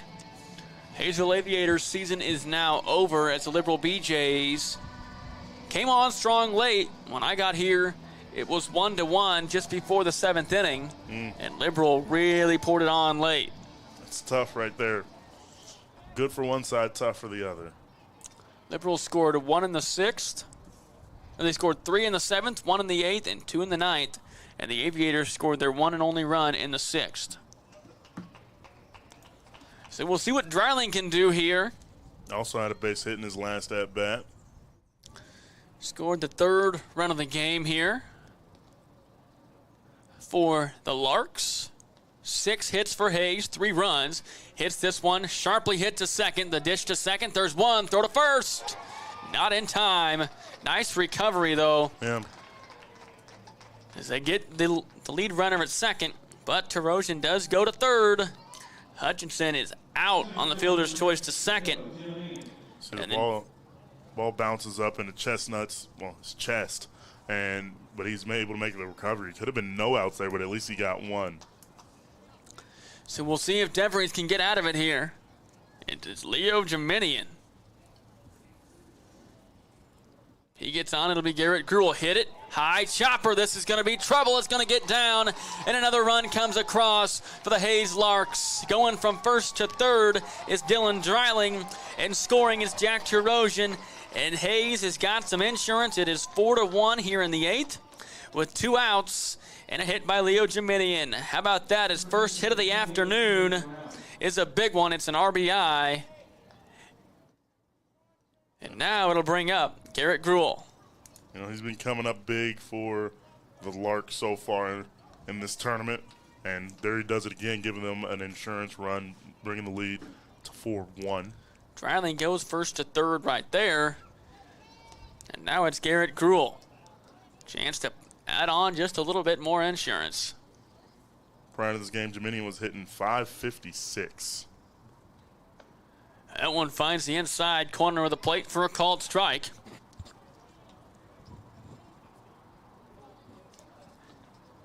You know what? It looks like we got a pinch hitter here. Boy, 20 and 28. They look awfully alike. Oh, man. And here comes the 1-1. Swung on, hit. Gonna find a gap, and it's through for a base hit. And pinch hitting was Cade Brown from Franklin, Tennessee. Attends the University of Oklahoma. And he gets a big pinch hit right there, an RBI for Brown. He played the other night for the Larks, and how about that, Felix? It is now 5-1. And there you go. Brady Evans finds himself back in. He got intentionally walked last time, which is a little bit of an interesting move. But now he finds him back in with a runner in scoring position and a man on first. The winner of this game will take on the Liberal BJs tomorrow at 6 o'clock. 1-1 pitch high in the zone. So it's been a 2-out rally here.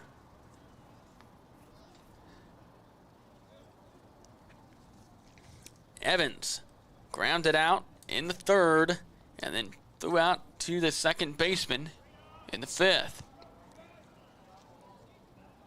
Foul territory, making the catch. And the inning is over. 2 more runs come across for the Hayes Larks, and they've got some insurance going to the bottom half of the 8th. It is Hayes 5, Lonestar. They're down 4 runs, 5-1, as we go to the bottom of the 8th inning.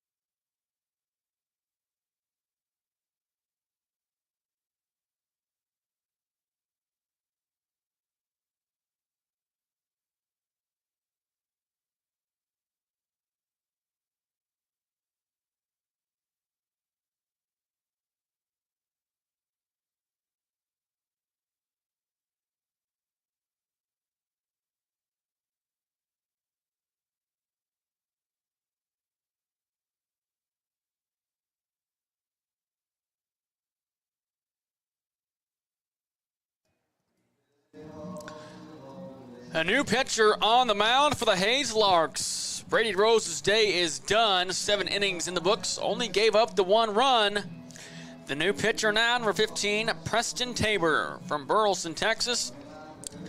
5'11", 165 pounds from Dallas Baptist University.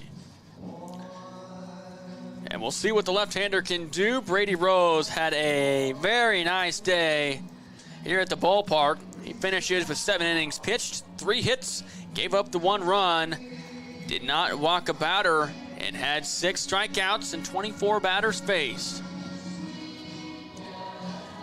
So he'll get ready to go here as he should face 7, 8, and 9. And it's A.J. Mage, followed by Nico Rudis, and then Johnny Hoyle. They've got to start doing something here quick. Just Lone Star, as they now trail by 4 runs. Still just 3 hits for Lone Star. This one is going to be swung on and hit well out to right field. Charging in, fighting the sun. But making the catch is Jack Tarosian. And there is 1 away. And now it's Nico Rudis. Strikeout victim ×2 tonight, trying to avoid being the only player to strike out all 3 times. So there is now 1 away after the fly out to right field. And the third baseman, Rudis, digs in as a called strike. So Tabor takes over, retires the first batter that he faces.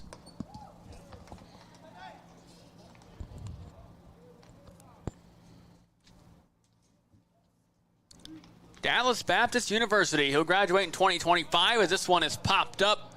Should be a routine play. First baseman calls him off, drops it. He dropped the ball. Man. And he is on at first. That's one of those plays that just a fluke. You don't see that very often. And it is Cade Brown. He comes in, he pinch hits, gets a base hit, calls off the pitcher. Tabor wanted to get it, he called him off, and then he drops it, and now you've got a man on, and that is Nico Rudis, and it is an error on the first baseman, so it'll be E3. That's how you'll put it in the scorebook. And the runner is on with 1 out. It's tough right there. Inside corner of the plate for a called strike. I mean, the ball was incredibly high, but that's just a routine call, a routine play that you do. Here comes the 0-1, swinging and hitting it third base side, could be 2.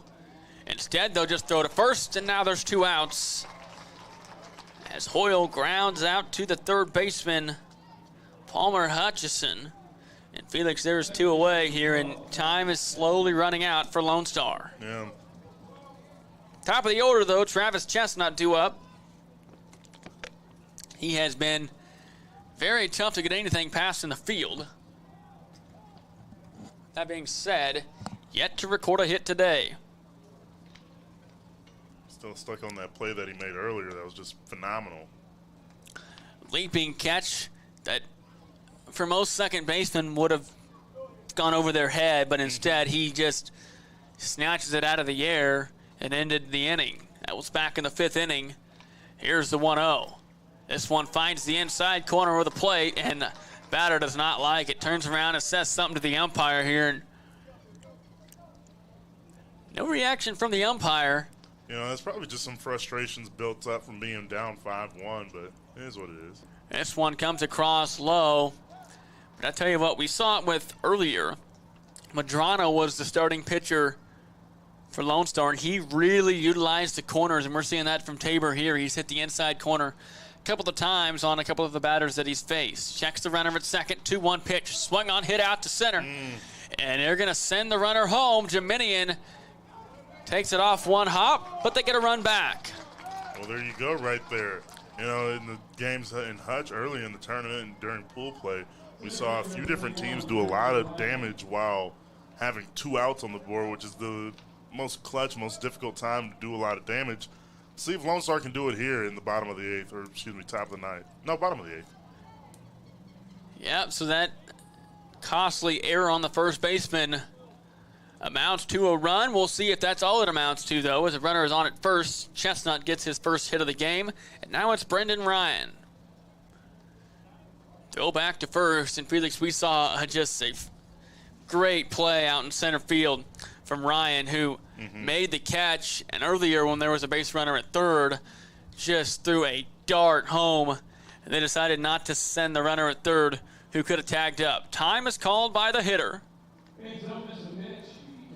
We'll see what Brendan Ryan does here. So far, he's 0 for 3 with a strikeout and a couple of fly balls to center. And you want to take your time, especially with a man on, 2 outs. Dribbles it. Tabor fields it, throws over to first, gathers himself, and the out is secured. We've played 8 innings here at X Stadium. We go to the 9th. The Hayes Larks lead at 5-2. Lone Star does get a run back, but Hayes is in front here on KGSO. Visit Hutch again. Fall for Hutch all over again. It's a perfect time of year to enjoy the outdoors. Learn a new hobby. Enjoy a beverage on a patio. And have fun doing some shopping. Hutch is the perfect place to enjoy fall activities and spend time with family. So visit Hutch again. Seeing the world of energy differently means looking forward and innovating now. It's why we've invested in a next-gen infrastructure, one capable of providing energy to you more dependably than anything before it, so you can focus on what matters most. Reliable, sustainable, affordable energy that puts you first. That's everything to us. Evergy, the utility company.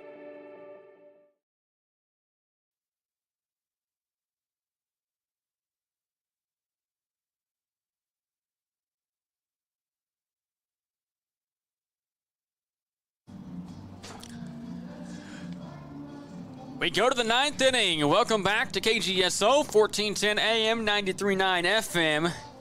And I'll tell you what, it has turned out to be quite the game that we were expecting.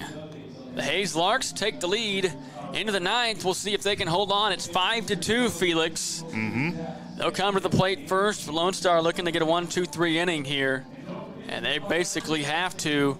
Can't give up any more insurance runs to the Larks because the Larks are sitting in pretty good position as it stands right now.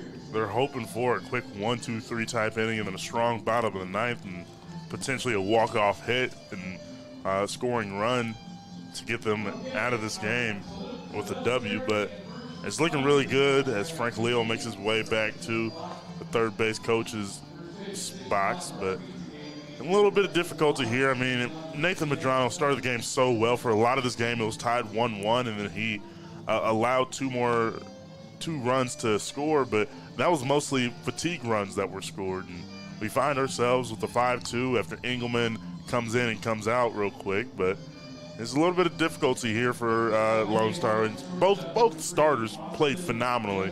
I've been saying it since earlier in the game, but neither one of these guys deserves the loss, but Nathan Medrano looks like he's going to end up getting it if the Hayes Larks have something to do about it. New pitcher in the game is Sebastian Mejia from Houston, Texas, 6 foot, 200 pounds. And we'll see what he can do here. The right-hander delivers home outside for ball 2. He has appeared in a couple of other games, 2 innings pitched, gave up a hit, also a run, and he's only faced 7 batters. 2 balls and no strikes to the batter here. This one is going to be swung on, hit towards second, fielded cleanly to throw to first.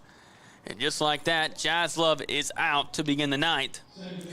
So they get the leadoff man out, which the last 2 innings the leadoff man was on and caused some trouble. Yeah, I mean, he has got a peculiar arm angle coming in very high and swinging it all the way down.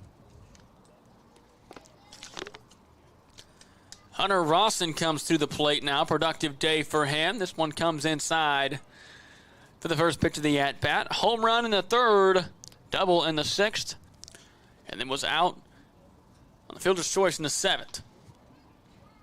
And this one is going to be swung on and skied in the infield. fighting the sun is the shortstop, calling him off and making the catch. Nice play by the shortstop, Johnny Hain. And boy, quick work, 2 away on just a handful of pitches. That's exactly what Lone Star wants. And Mejia, I mean, he's only thrown, a few pitches, and he's got 2 outs already. Yep, quick work. He's only thrown a total of 5 pitches. And this one is going to be swung on and fouled up and out of play for Jack Tarosian.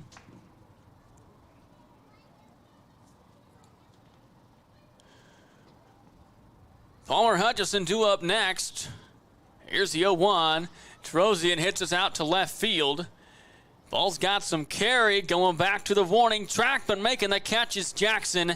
It is a 1-2-3 inning for Lone Star, and we'll see what they can do as we go to the bottom of the 9th here on KGSO. It is the Hayes Larks 5, the Lone Star Texas Baseball Club down 5-2 in the bottom of the 9th.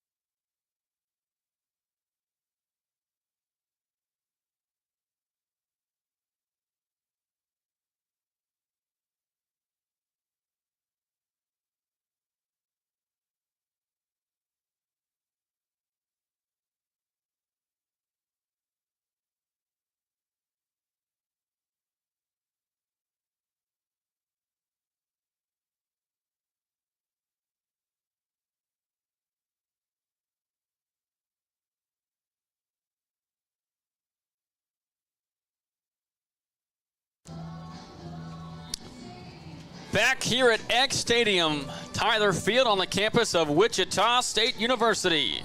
Here on KGSO, 1410 AM, 93.9 FM, Wichita's #1 sports talk station. NBC World Series coverage, 88th NBC World Series, powered by Evergy. Anthony Georges and Felix Johnson up, looking to close this thing out here with the Hayes Larks, but Lone Star is looking to fight back and live to see another day. Ronnie Bailey waddles back in, acting as the leadoff hitter and the most effective leadoff hitter. And this one is going to be into left field for a base hit. And that's exactly what you want to see.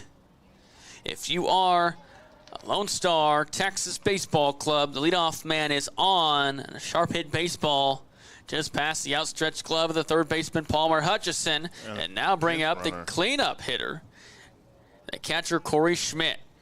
Pinch runner.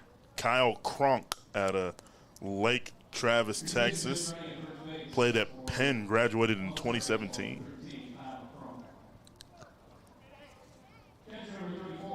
So they're down 5-2. It's the bottom of the 9th inning. Leadoff man is on. This one is going to be swung on and hit down and foul. Man, that would have been crucial. Absolutely. For if it still had stayed fair, because it rolled all the way to the wall. See, 2 really good sounding knocks by Lone Star. I bet the Larks are looking for a double play ball so they can get the 2 outs quicker than usual. Tabor delivers, called strike. No balls and 2 strikes here. Schmidt scored the first run for Lone Star back in the 2nd, and then Rudis scored a run just in the 8th, which was last inning. Here comes the 0-2 pitch inside for ball 1. The winner advances on to play tomorrow in the 2 semifinal games. The loser goes home. Another success to the NBC World Series and the trip. And this one is swung on and missed. Struck him out. And there is 1 out here in the bottom of the 9th. That's the first strikeout for Tabor, as he has put together a nice outing thus far. We'll see if he can keep it going. But as mentioned, just to make it this far in the NBC World Series is quite the task, because the NBC World Series always has some really good teams in town. And this one is going to be swung on, and it's going to get out to center field, down for a base hit. That smacked poles. And now, not so fast, says Lonestar, as the tying run comes to the plate. It is the left fielder, Andre Jackson. And he has singled back in the second, flew out to center field, and then last time he was up, a diving catch out in right field ended the inning. He's also made a couple of really good plays out in the outfield, over in left. As the catcher makes a little mound visit right there. They're looking at first base to scout out the base runners to see. Felix, it looks like Wyatt Divis. We mentioned he's a DH. I mentioned he also has pitched some. Is going to come into the game. Wyatt Divis. Well, there you are right there. He's been very crucial for them at the plate, but he gets a little warm-up in the bullpen, and he trots out to be the closer. And we will step aside to see if he can finish. It's getting interesting here at X Stadium in the NBC World Series. It's 5-2. The tying run comes to the plate next on KGSO.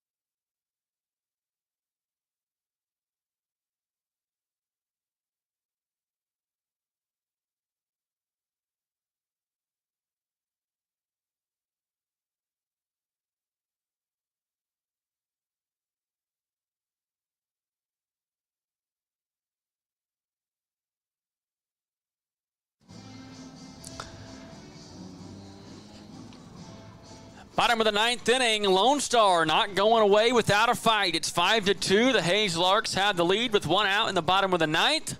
They go to the bullpen, though. Felix, they bring in Wyatt Divis, who was the DH, and as we see on our stat sheet, he's made a couple of appearances here at the NBC World Series. He's walked one, he struck out one. Hasn't allowed a hit quite yet, but he's only appeared in one inning, so one full inning, rather. So we'll have to see what he does with two men on, one out, and a tying run on at the plate. Well, the task is simple. You get two outs, you advance to tomorrow. The problem is he's going up against Andre Jackson, who has been pretty good here at the NBC World Series. Hitting 400 so far. Does have a hit today as well. He's got a 4 RBI with the music still playing as they get ready to get going. This is what the NBC World Series is all about. Divis, a right-handed pitcher. He bats left but throws right, pitches right, comes home. And the first pitch is high for ball one. See, at this point in the game, you want a guy that can throw some heat, blow past a few guys who are egging to hit. Here comes the 1-0. It's going to be swung on, hit out to right center field, going back, chasing it, and he makes a catch. Trojan, nice catch out in right field. He got all turned around, but he was able to secure the catch. And his pitcher should give him the tip of the cap right there because that was a nice catch. You hear the applause in the background, and there are two outs. Bailey goes over to third. He does tag. Coles. Oh, you're right. Kronk was the pinch runner. Andre Jackson advances one runner. And now it will be A.J. Mays. He represents the tying run at the plate. He's got a chance to tie the game with one swing, but if he can't get on and an out is secure, the Hayes Larks will advance to the semifinals. You got to be a little antsy right here if you're Lone Star, just with one swing of the bat. Sure, it'd be a very generous swing with the wind blowing and how good the pitching's been so far for the Hayes Larks, but hoping for it. There's a called strike. It's 1-1, and you mentioned the wind. It has somewhat switched, and it is blowing out towards left field, which would definitely benefit this batter right here. It's A.J. Mays. Here comes the 1-1, swinging and popping it up first base side, fighting the sun. If Brown secures it, the Larks win, and he catches it, secured. The game is over, and the Hayes Larks get the win. And they advance on in the NBC World Series. The Hayes Larks defeat the Lone Star Texas Baseball Club, a team that came in second place last year. The runner-up to the Santa Barbara Foresters is eliminated in the quarterfinal round of this year's NBC World Series, and the Hayes Larks advance on, and we'll take on the Liberal BJs tomorrow at 6, and you can hear that game right here on KGSO. We're going to step aside and take a quick break. When we come down, we'll give some final stats and some final thoughts, and make sure to stay tuned for the 6 o'clock game as well. Stay tuned, quick timeout, and we'll come back with a quick post-game show.